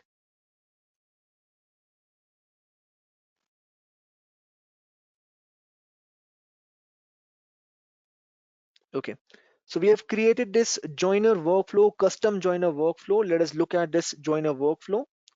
So in this joiner workflow, what we are doing? So this is our create workflow. Again, what we are doing, we are saying identity type over here is identity lifecycle. Now, because it is identity lifecycle, see when I go to setup, I'm going to lifecycle events. So when I go to setup lifecycle events over here, so because type is that, it will be available over here. So I can go ahead and say add new lifecycle event. So I can say joiner. Now because type is that over here, so because of the type, this workflow would be available. So type is important. Depending on the type, your workflow would be exposed to certain areas in your environment. So we are saying type is identity lifecycle. So this process will send an attribute request on all accounts of identity. This will trigger the provisioning update of the application. Going to process variables. So these are the variables we will be using in the workflow. So we have a trigger. Again, type is input. The identity trigger over here, we are not providing it any value. We have event. So this is identity change event. It can be used to build the provisioning plan, but need not to be persisted. So these are some out of the box workflows, box variables that are available, global variables that we talked about. So this is identity change event. It can be used to build the provisioning plan, but does not need to be persisted. Then we have identity name, the name of the identity display name, the display name of the identity, and over here, so we are using a projection query to fall back to the name over here. So if I go ahead, this is the projection query we are using. If identity display name is void, we are resolving the display name of the identity over here. So again, this is what we are doing using script. And then we have the top level variables that I showed you, plan.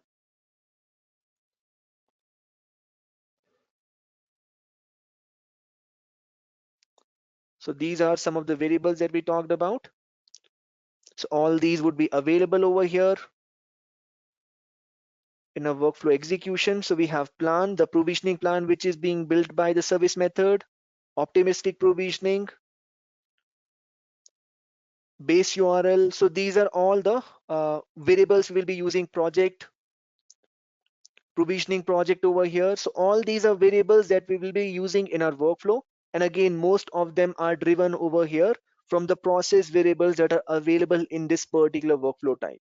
So I'm using these different, different process variables that are available to be used in my custom workflow. Going to process designer. So in my process designer, I'm having two major steps: generate plan and create accounts. So we have start step, stop step, generate plan and create accounts. In generate plan, I'm generating now the provisioning plan. So if I open the editor over here, so this is the same plan that we are doing, and our condition over here is that on joiner event, a input capability should be assigned for the user. So what we are doing over here, we are importing SailPoint.object, we are importing logger, and then we are specifying all those that we discussed right now. So we are specifying our mylog.error. So these are the log statements that would be printed when we execute our code. So I have showed you how to generate a logger as well. So we are now using this to, we're using this to print our log statements over here. So what I'm doing is use this logger for all your logging in the rule. So I would be able to know which all steps are getting executed in my code. So then we are building the provisioning plan. We are setting application name to track. We are getting the object's identity name. Then for which identity this provisioning plan is, we are setting the identity, creating the plan over here, provisioning plan over here. Now it will contain my account request and attribute request, the one that we talked about. So account request is for new provisioning plan, operation is create, and then we are passing some attribute request. We are setting this capability equal to input over here. And this is a create plan. We are checking if create plan is equal to null, is not equal to null. We are printing our log and we are returning this create plan. So now rather than this provisioning plan getting generated from our provisioning policy, we are manually creating it inside our step action, step edit script for action over here.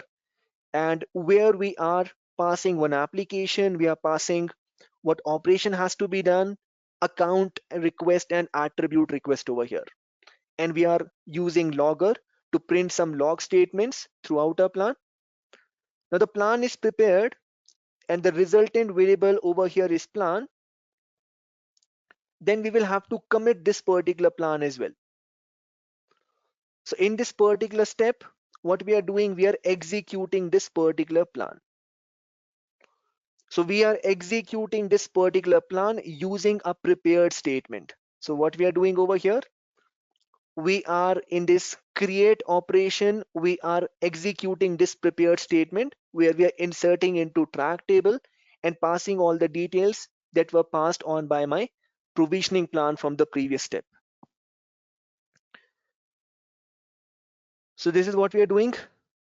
And again, I'm using logs throughout to print my log messages. So I'm catching exceptions as well. So I have a catch block and a finally block, which will be executed definitely even if my workflow fails. So this all I've kept. So this all is kept over here. And let us go ahead now and create one. So we have created one identity event. So set up lifecycle event over here. So this is the event that we have created, joiner track. So we have created this joiner event for track. Event type is create, and we are mapping this custom workflow track create workflow. So I will go ahead and create a new identity now.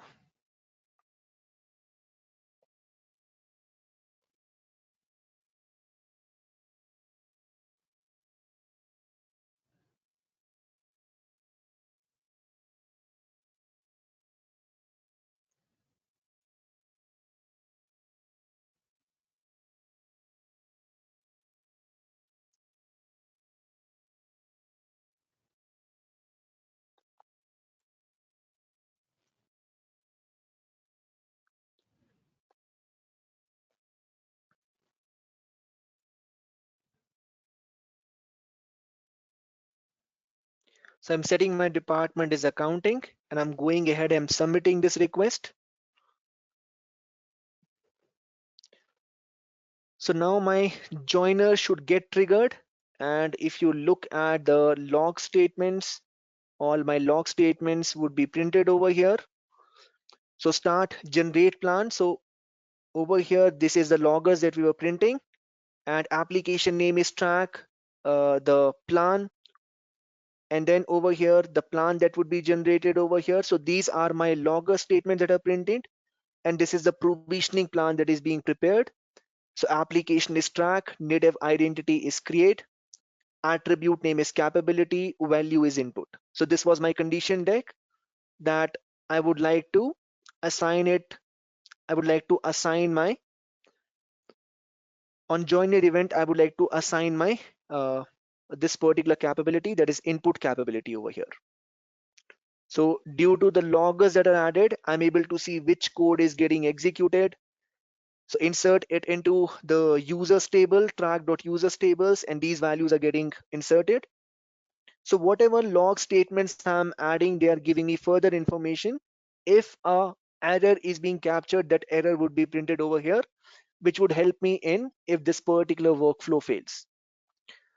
But right now, this logger is collecting all those log statements and appender is printing all these log statements for me.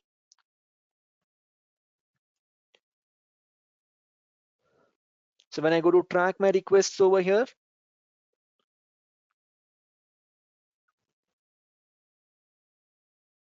so I can see this access request is completed. And now when I go ahead and run, I will have to run my aggregation task. So user is added. I could see in my provisioning transactions.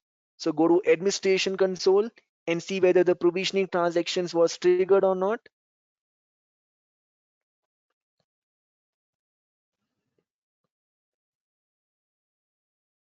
So I can see this provisioning transaction was triggered. I can see all these set operations were triggered over here.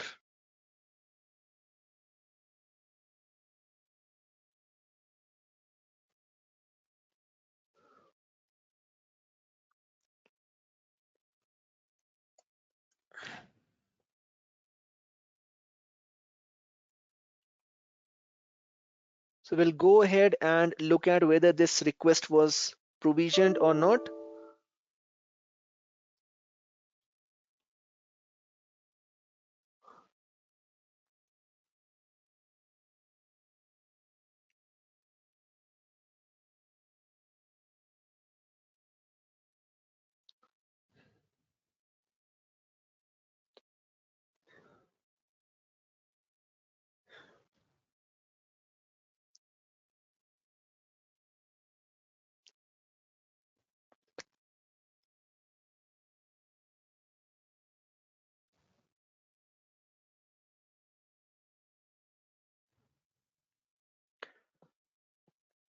So now we'll have to run our aggregation task again, and we will be able to see whether this, so we'll have to run our aggregation task. The user has been added on the target application. So it is generating, what it is generating, it is adding my user based on the joiner event that is happening and automatically giving my user the relevant access on my target application. So this is what is happening. So now when I rerun my aggregation task, so this is my aggregation task and I will execute in background.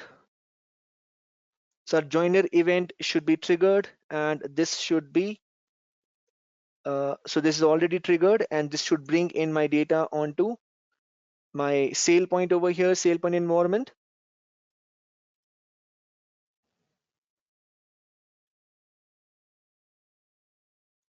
So I can see over here, entitlements created, identities have been updated, entitlements created.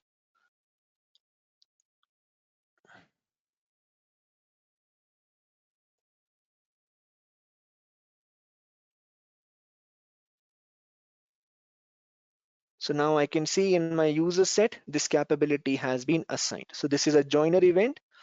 So automatically this capability has been assigned, but now there is no role assigned. This is the joiner event that is getting triggered and it is not showing over here. I will have to restart it. So then it will start showing me on my target application as well. So without approver, my birthright access was given by my joiner workflow.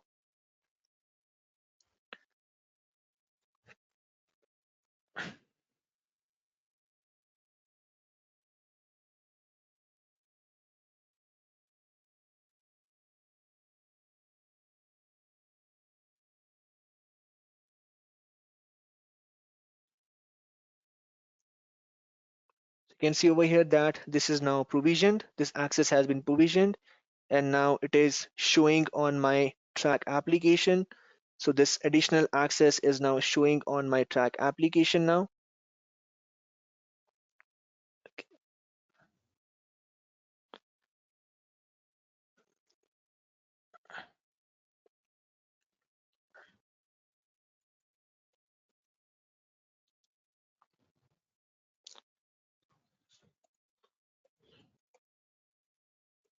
Okay, so now you can see this is the new access that has been provisioned on track. So this is track, and I can see that this user has been provisioned on track application. So this was done from my joiner workflow. And since in our workflow, we were writing all our log statements, we can see over here whatever is happening. So my logs are getting printed. I can see the provisioning plan that is being prepared. So we are able to do this because we are logging in our workflow. We are using loggers in a workflow, and we are also printing our provisioning plan. So all that is being done. So we are able to see these because of the log4j properties that we have done for debugging and troubleshooting. And as I mentioned, you can also further track it in your provisioning transactions. So we've also enabled our provisioning transaction log, and we are logging at success level. So over here, we have enabled our provisioning transaction log as well, and the level that we are logging is success. So we're also able to track our provisioning transaction that has been done as part of this event.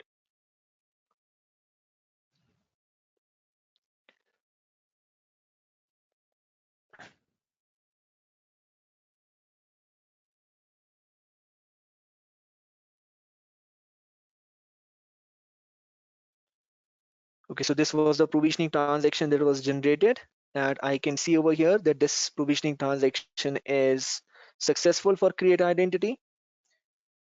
Now, so on joiner event, this access is getting provisioned. Now what I want is on attribute change event, when the user changes the department, my mover event should automatically be triggered.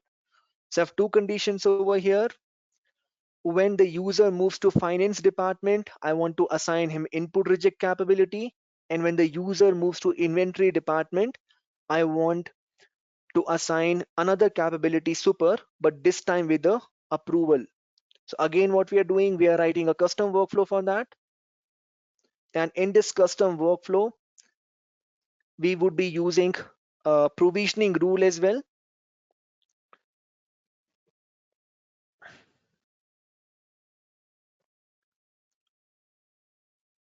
So this is my mover workflow. Again, this process will send an attribute and will trigger the provisioning action. So we are using similar process variables over here, trigger, event, all these events we are using, process variables we are using to control our workflow execution, event, identity name, plan. In the process designer, now we are checking for multiple conditions this time. So we have a transition step also created. In this transition step, we would be checking which particular department user is moving to. So based on that, we would be generating our plan.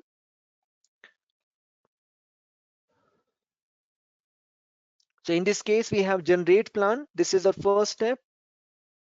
In generate plan, what we are doing is we are generating our provisioning plan if the user department changes from finance to inventory. So we are modifying the plan to assign the reject capability to the user. So similar thing we are doing, we are iterating over the identity, and we are printing our log messages over here. We are building our provisioning plan. You can see I've used these loggers. And over here, again, we are checking if application is application name is equal to track, and department is equal to finance, is equals ignore case is finance, or department is equals ignore case is inventory. Then we are building our provisioning plan.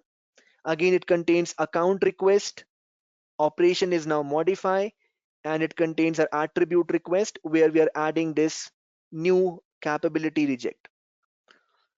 So understanding this provisioning plan structure is important, and you can write your own provisioning plan, add your log statements inside the provisioning plan as well.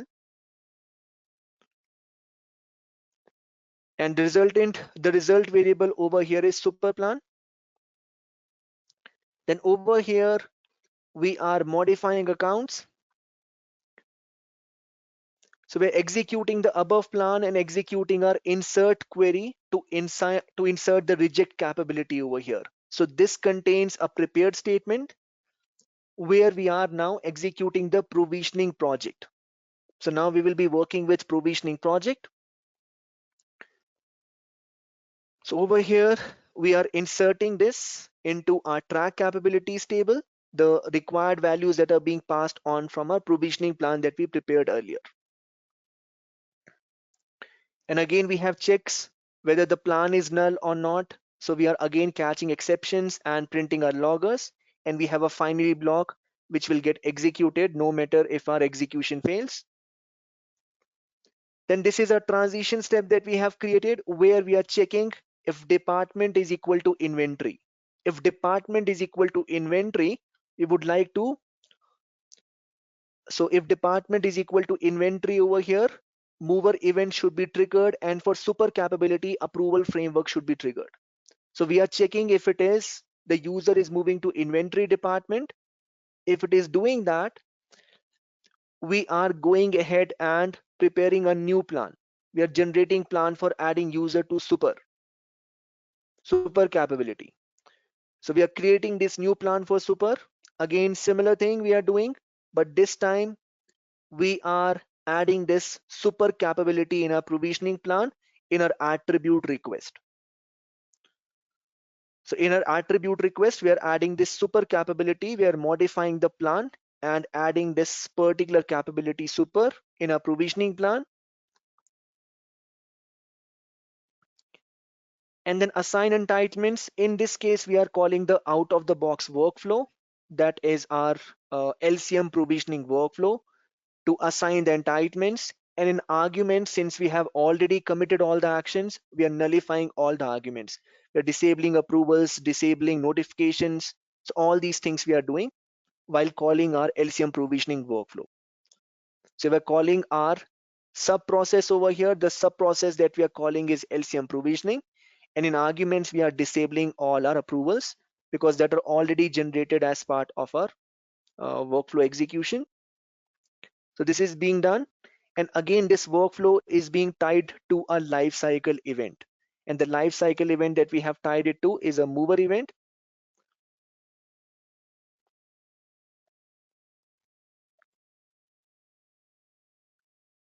And now attribute change. Attribute that we are building it on is department attribute.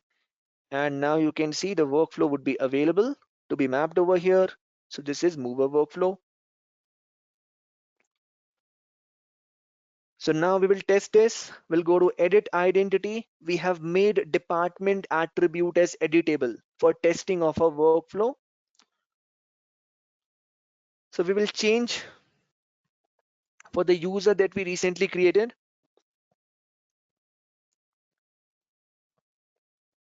So first we will change its departments to finance.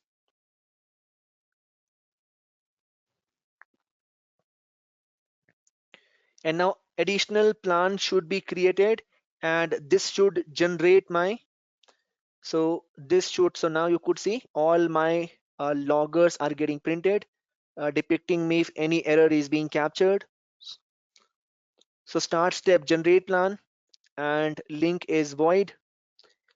I can go ahead and see that it is now triggering my modify provisioning plan, and the provisioning plan it is getting triggered, it is adding this reject capability now. So this is what I've written in the provisioning plan where I'm adding this reject capability. So I'm able to track what also it is giving me some exceptions that emails could not be triggered over here. So email exceptions are being triggered. Email notifications could not be sent since email address is not specified.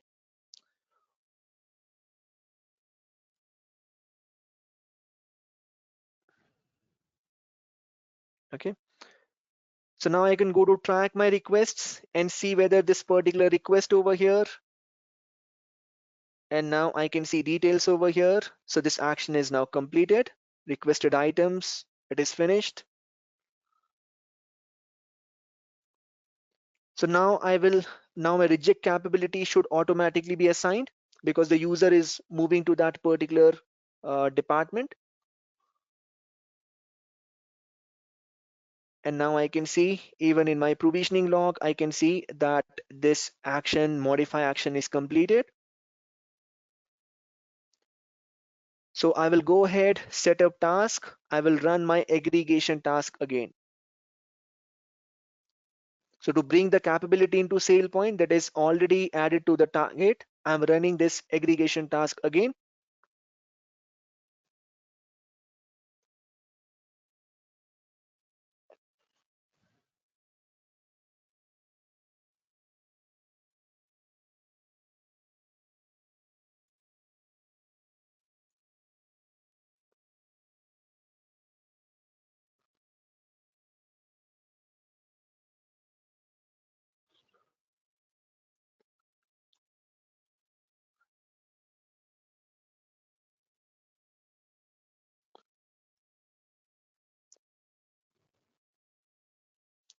So I can go to task results now, and I can see that identity entitlement change has been detected, and I can go to identity warehouse and verify whether my mover event is triggered or not. I can see my mover event is triggered. Again, we have verified it in the log, but we are able to see it over here that this has been triggered and the user has been assigned a new capability. So now it is not using roles. These are direct assignments happening by building provisioning plan directly from the workflow. So this time we are building it from the workflow, and we can see that this reject capability has been assigned. Now we'll test it one more time, and this time we want to trigger our work items from within a workflow.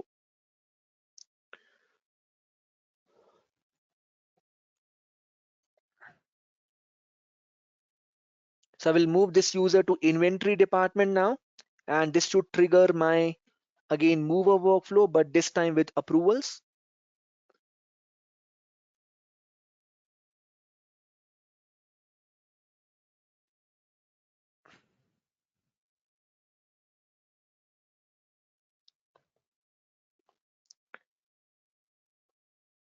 So these changes could be either done from SailPoint or could be flowing in from your authoritative application. Right now we are testing it manually, but these changes could also flow in from authoritative system if you have. So even if these changes are detected, automatically this changes would be detected and SailPoint will trigger the flow.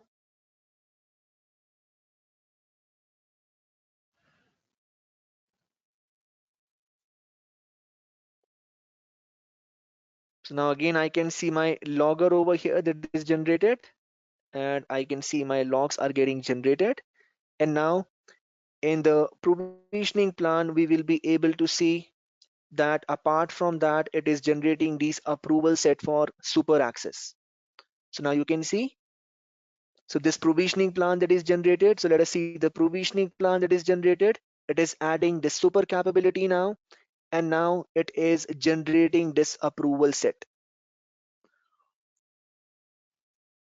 So if I go down over here in the provisioning plan, this approval is generated now for SP admin. For approval would be generated because we have an approval scheme that is defined.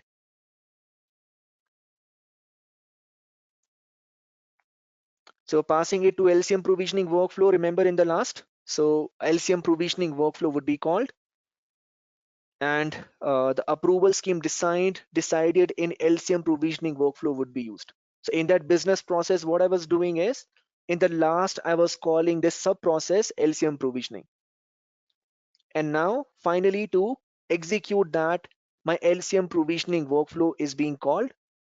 So see in this particular workflow, mover workflow in process designer, towards the end, I was calling this LCM provisioning workflow sub process to assign my entitlements. So if I go to edit step, so I'm calling this LCM provisioning workflow over here, another sub process.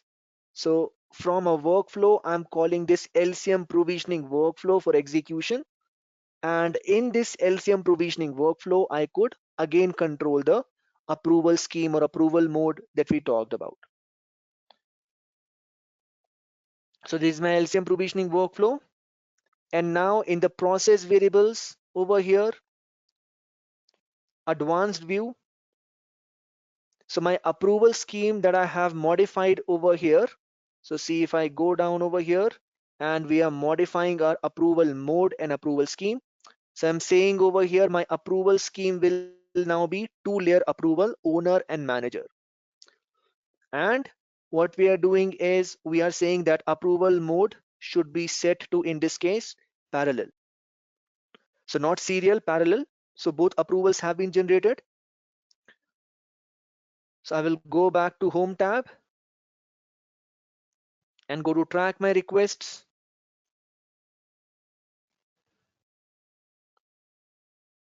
And then look at this provisioning step over here. So now you could see that because of this, approval has been generated, and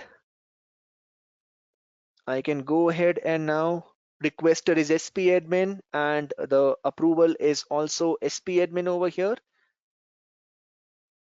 So we can go ahead and approve these requests. So this time approval is generated, and based on that approval, my provisioning is happening.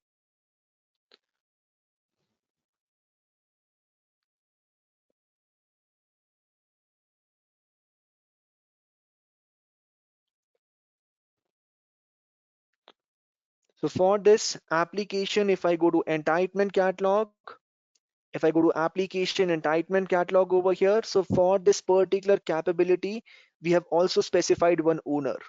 So approval item for would be generated for that owner as well. So if I go to this particular capability, I have a owner specified on the object. So approval would also be routed to this owner over here for assignment. So I will go ahead and approve the request from Adam Kennedy as well.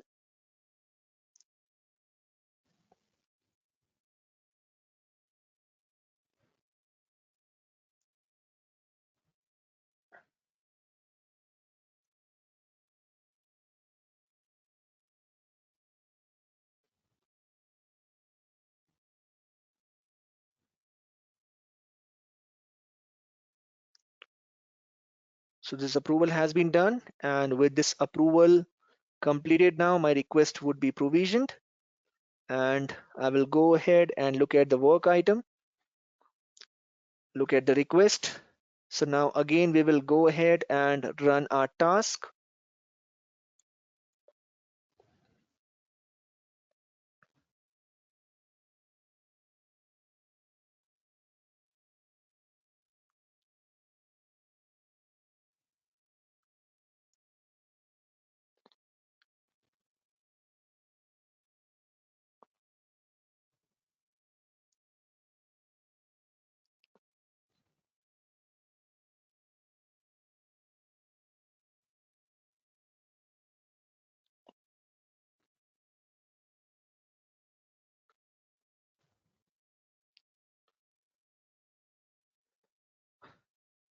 So now this time we were assigning it with approval, this particular capability.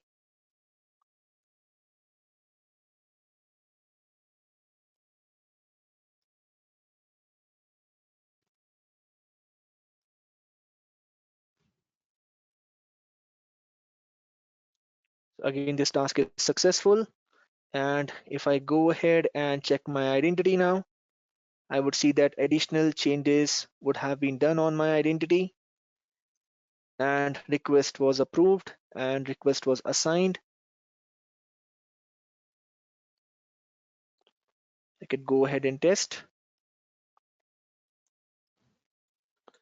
So this way we are going for a mover event and one with approvals. So we are going ahead and looking at what all access has been provisioned for this user and different capabilities we are assigning based on our lifecycle events. So key to understanding these lifecycle events is understanding how to construct a provisioning plan with account and attribute request. And for creating logs, you can go ahead and create logs. So similarly, yeah. So question on the chat window is like in this case, modify event is initiated automatically after we updated department. Can we hold it from being automatically run and tag this in a scheduled task?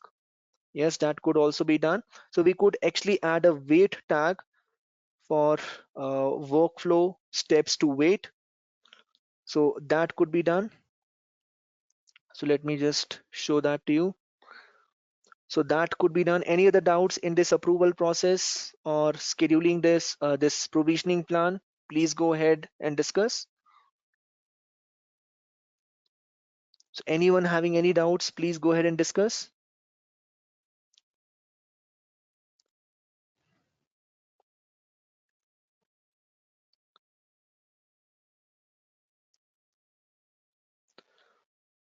Okay, so this is the tag that could be added. Wait causes specific steps to pause. So we can go ahead and pause a particular workflow step. So this is generally done if you're using, say, in some cases, optimistic provisioning. If you want a particular step to wait, you can add that.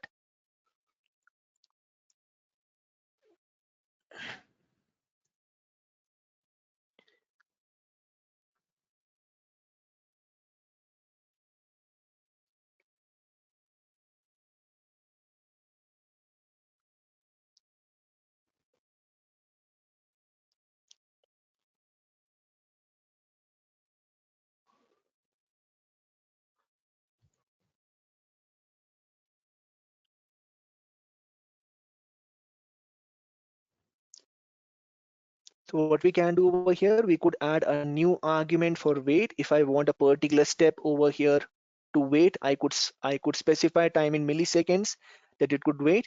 And generally, this is done for optimistic provisioning. So if we are doing optimistic provisioning, we can generally go ahead and add wait when our approval mode is set to parallel, and let's say in particular step we would like to wait over here. So optimistic provisioning, this will cause certain entitlements compiled into assignment to be applied immediately to the identity rather than waiting for the next refresh. So this could be set to true over here, or I could add a particular wait step to a particular step over here. Let's say a particular step I would like to wait. So I could add a wait clause, and then I could now, let's say, pass the arguments or the returns to a particular task. So that could also be done. So if you're looking for an example, I might have one custom workflow where we are adding one wait step. Okay, any other questions apart from wait? Let me just pull up. Okay.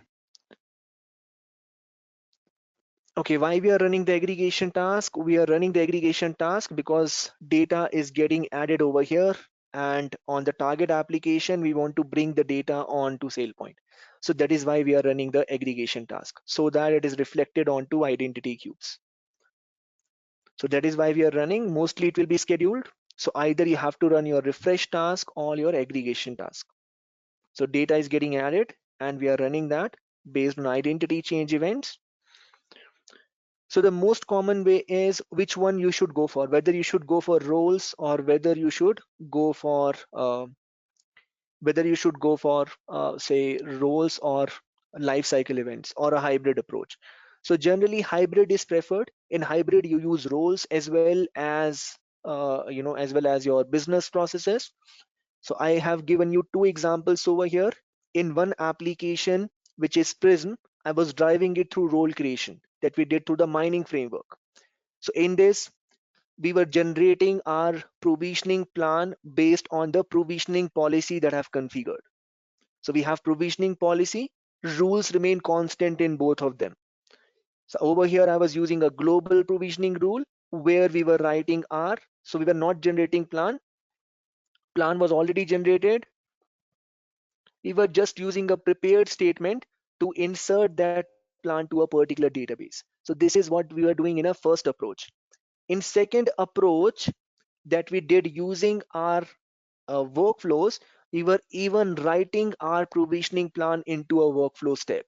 We were generating on our own, where we created a custom workflow to sum it up. And in that custom workflow that we were writing, we were creating a plan by ourselves. So for example, this is for create. So process designer, we were generating a plan and then we were executing that plan. So here we are generating the plan by ourselves. And as I said, understanding the structure of provisioning plan is important. The structure that I talked about is important so that you can create your own plans, I also talked about that we were creating different loggers. So as we were writing this provisioning plan, we were also looking at what is generating, what is getting generated, what variables are being passed. So we are creating these loggers.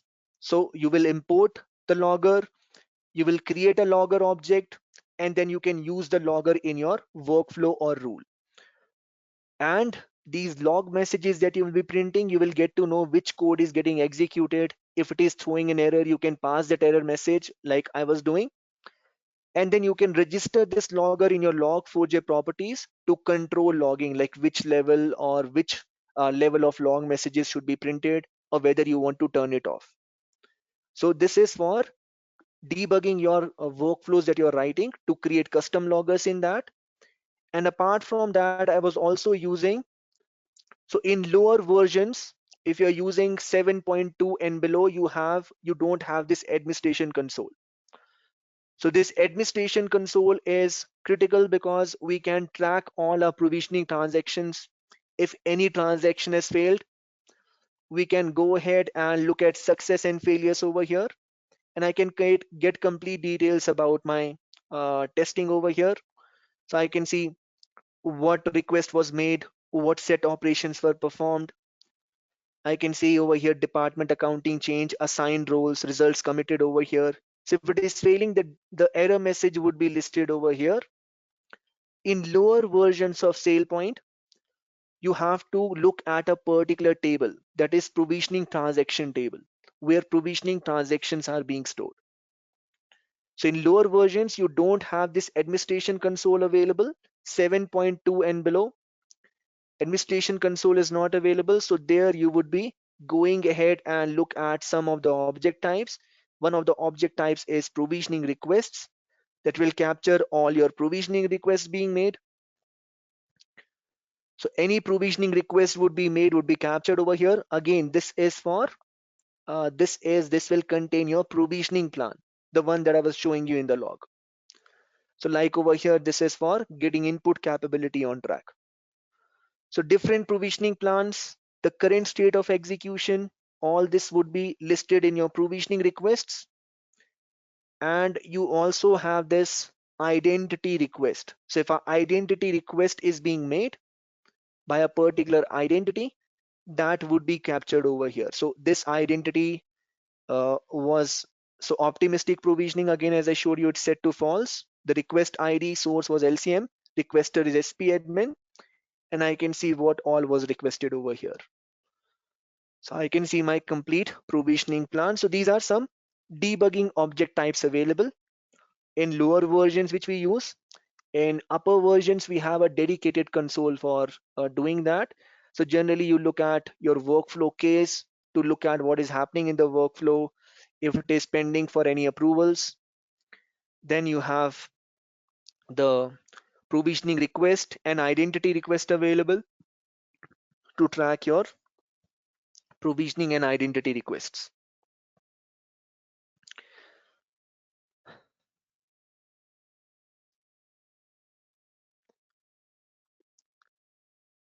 So does the approval form display current value and new value? Uh, in this case, I'm not doing that, but in the case of provisioning trail log, it would be listed that which department the user is moving to. So we can do that. So for example, uh, okay. So for example, in this case over here, I have written one business process to trigger a certification. So let me showcase this one.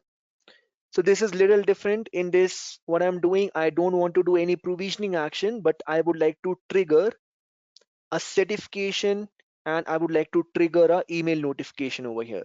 Again, based on department attribute value change.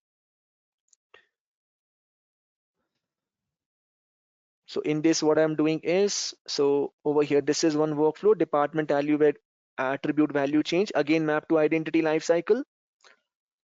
In this, we have these variables. So trace is set to true. We have event that I would be using in my workflow. I have trigger and I have trace, value is set to true. Identity display name, I'm passing a value, and attribute cause. So identity display name, I'm saying event get identity full name.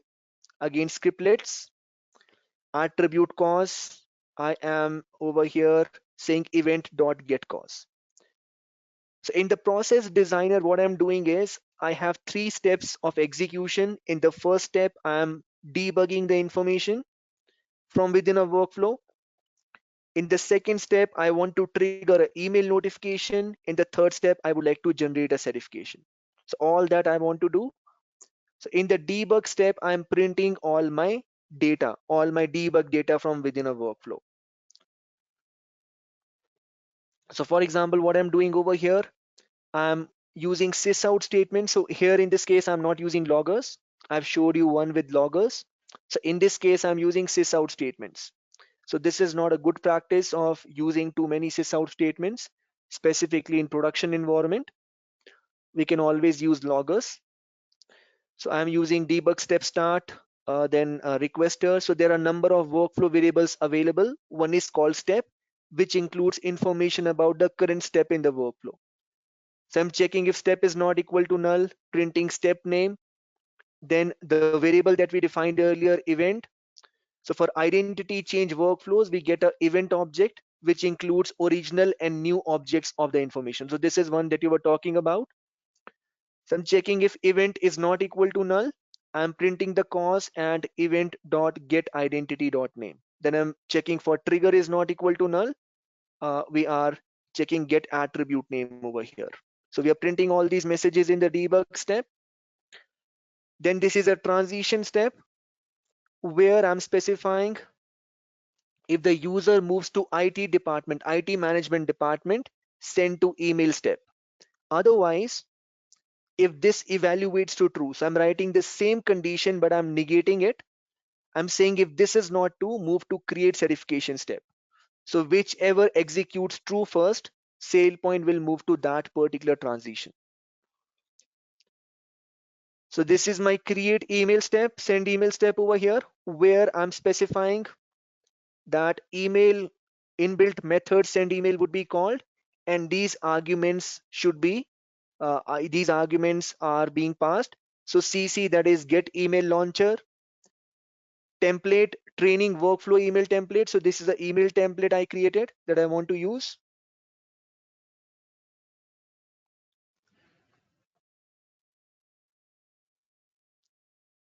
So this is the email template being passed, and I'm saying to use this particular template where I'm getting the display name and the attribute cause.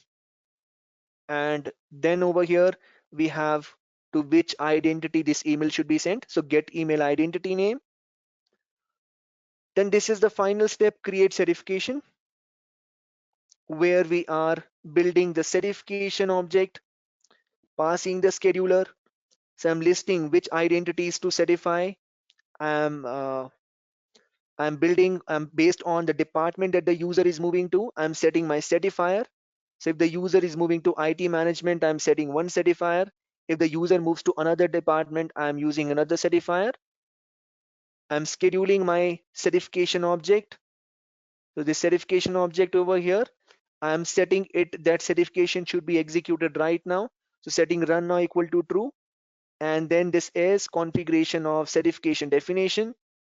And finally passing on the task schedule over here. So these are the custom steps I want to execute.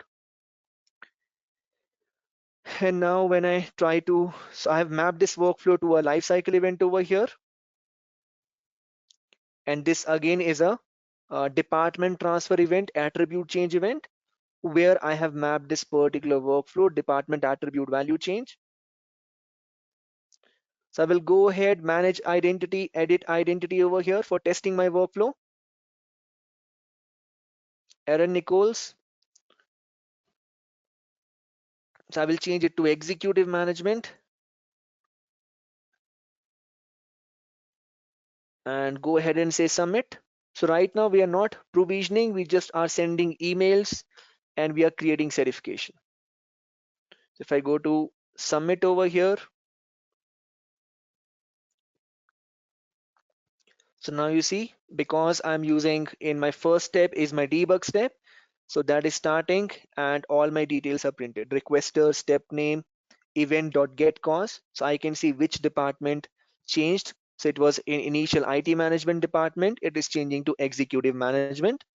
And I am printing event.get identity name, trigger, debug step end. And see, because of my condition, it is directly going to create certification step. Ending workflow. So when I go to setup, certification, I can see that a new certification has been generated in SailPoint, and this is department transfer. So based on an event change, I am triggering a certification from a workflow. And I can see over here that, okay, so this event certification is assigned to administrator. And similarly, if I go ahead and now edit this identity, change it back to executive management, I will see my additional step getting executed now. So IT management now.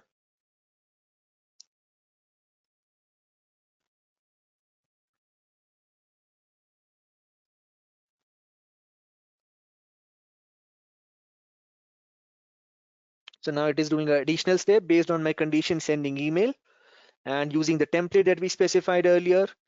So now we have the email log also available. So this is the email notification generated by the call method that is registered in the workflow handler.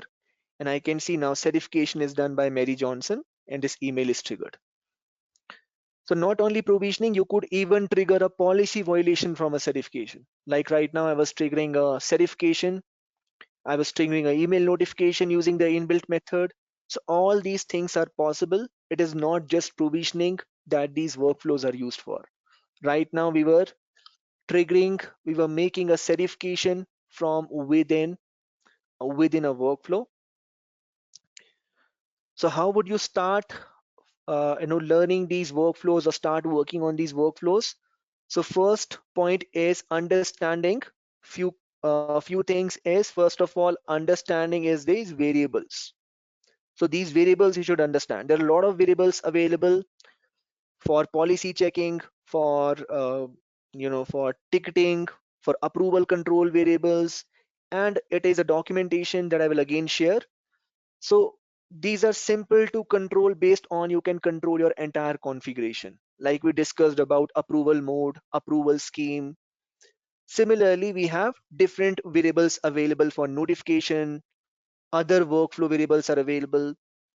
You could even define your own workflow variables like we did in the recent one, and you can use them in your workflow processing. So we were using some of them for debug purposes right now. Okay. So that is one thing. Second is understanding the different types of the workflow.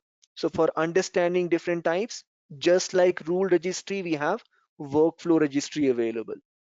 So you could understand this, all the arguments or the different workflow types are documented in this workflow registry. So this is one thing. So over here, like what are the approval schemes, what are the provisioning types for different workflows, workflow variables, everything is listed. So this is like rule registry that we talked about. Then you should also understand few things like creating loggers that we talked about, having an understanding at least of one of these top level workflows, any of these top level workflows. So understanding these workflow variables, understanding different workflow steps and sub process that we talked about, and how you can declare and pass values between workflows. So that is through arguments and return types that we talked about. So these are some of the things. And then using scriptlet calls, how you can write scripts. So that completes this particular process.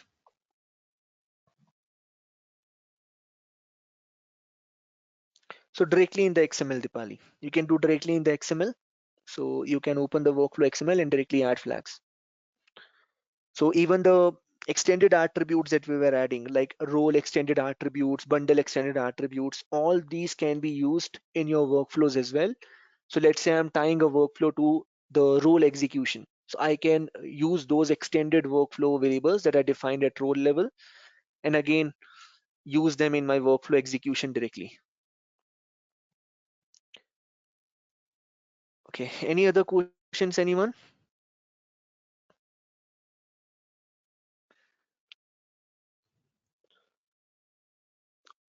Yeah, all these, not all are global by default. Only some of them are global, but depending on the workflow that you are using, your your variables would vary. So not all are global variables, only some are global variables that we talked about. So these are global variables.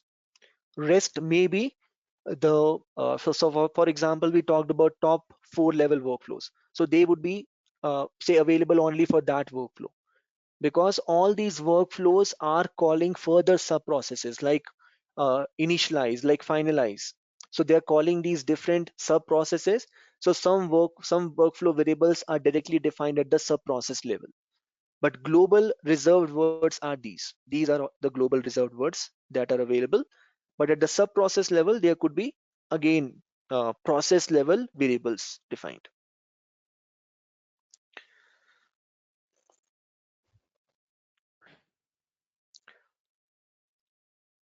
Okay, any other questions, anyone? Okay, so provisioning piece in SailPoint is really very big. It is just tip of the iceberg, what we discussed today. So it is really very big. We have integration config, we have hybrid provisionings, we have provisioning through ServiceNow. So these kind of things. So if you want to practice, I have kept additional exercises on provisioning in the VM with detailed steps. So if you want to do that, you can follow that as well. It is kept under advanced documentation provisioning exercise. I do take a separate training on provisioning as well, so which only talks about the workflows, provisioning, and integration config. So that is a separate training. But if anyone is interested, they can ping me separately for that training. Even if you are not interested for the training, but want to try more on the provisioning piece, detailed use cases are available. And again, all those workflows you will be able to create in your current VM setup or externally over here. So that is available.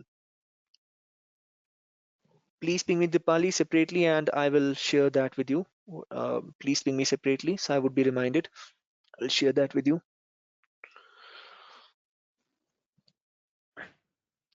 So another important thing is, see, I was doing this workflow. If I had to directly trigger a event-based certification, we already have a way. We were using this workflow because we wanted additional notification, additional email configuration. Otherwise, I could have just used this certification event, doing certification using these certification events where no workflow is needed. I could have just did it on attribute change, and for every mover event, this certification would be triggered. We were doing it because we need an additional step of sending email notification.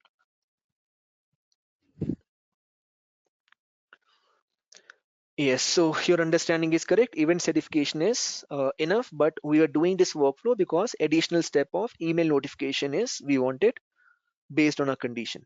And we also wanted to change certifier based on department, which we're doing using our which we were doing using our workflow. So again, if the user is moving to a particular department, I wanted SP admin to certify. If the user moves to another department, I wanted my additional certifier. So like in this case, Mary Johnson. So this was decided from the certification object that we were making, the certification definition that we were making, setting certifier based on department attribute value change. Okay, so hope this training was useful for you. And if you have any further questions, even after the course is over, you can always reach out to me for any questions that you have. So identity plugin database in local VM setup. So, okay. So identity plugin, we did not discuss in this one, so it is not part of the deck. But what SailPoint provides is this VM, this plugin over here. So plugins are for, say, let's say different integrations. Like we can have plugin for, I might have for AWS. So we can install a new plugin over here. And if you're doing that, so let me see if I have one.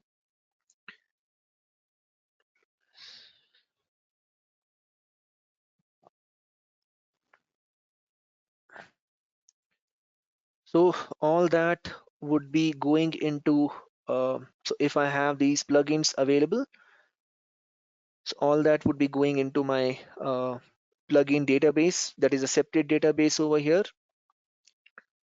So let me just see if I have a plugin to show you. So plugins are separate things that are being modeled around if you have to say interact with specific modules, or let's say you want to develop, you want to do further development on, let's say, printing some process metrics in SailPoint. So we could use these plugins that are provided by SailPoint. Some are also provided by independent developers. We do have a framework for developing these custom plugins as well.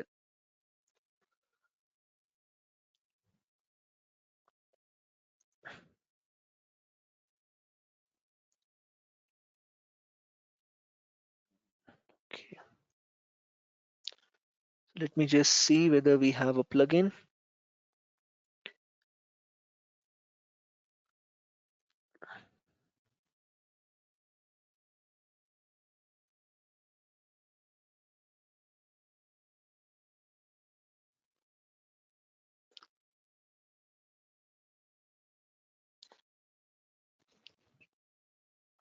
Okay, so for example, this is one plugin for AWS.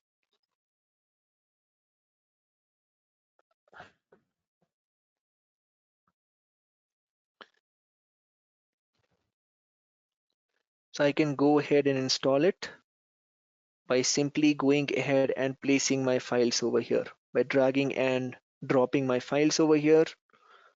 So that could be done.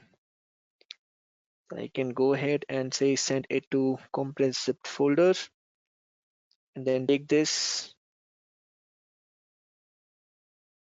Okay, so manifest file. So I have to do certain configurations, but when you're installing these plugins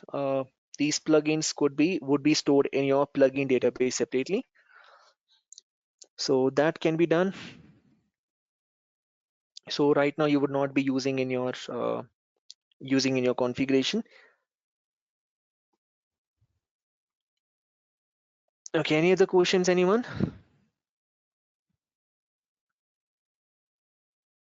Okay, so I was saying that please do practice these questions, and again I will ping you the advanced course content on the group.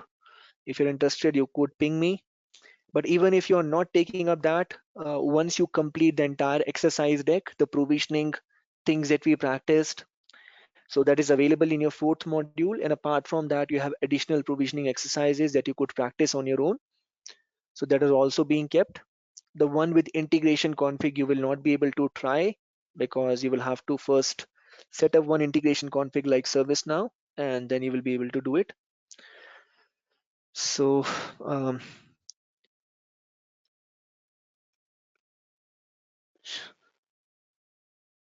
it is custom connector. If you're writing, that could get a little complex, Raja. If you're designing your own connector in SailPoint custom connector, that could get a bit tricky. So that is done using open connector framework. Out of the box integrations are generally you just are writing certain rules or the provisioning piece or the workflows. But when you're designing your custom connector on your own, that is where you can face issues. Okay, any other questions, team?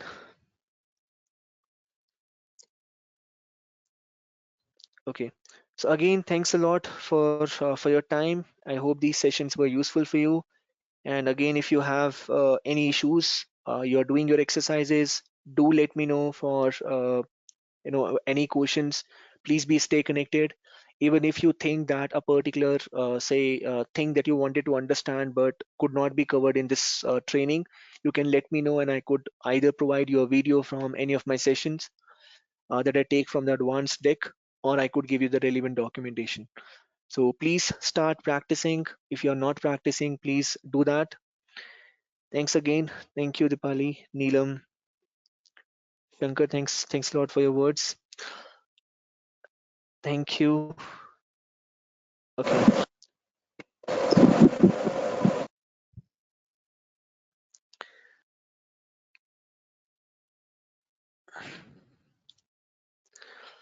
Okay, team. And again, so please do the exercises. Doing practicals are important. And do let me know if you have any questions. Thank you, everyone. I will paste the recording soon. Thank you.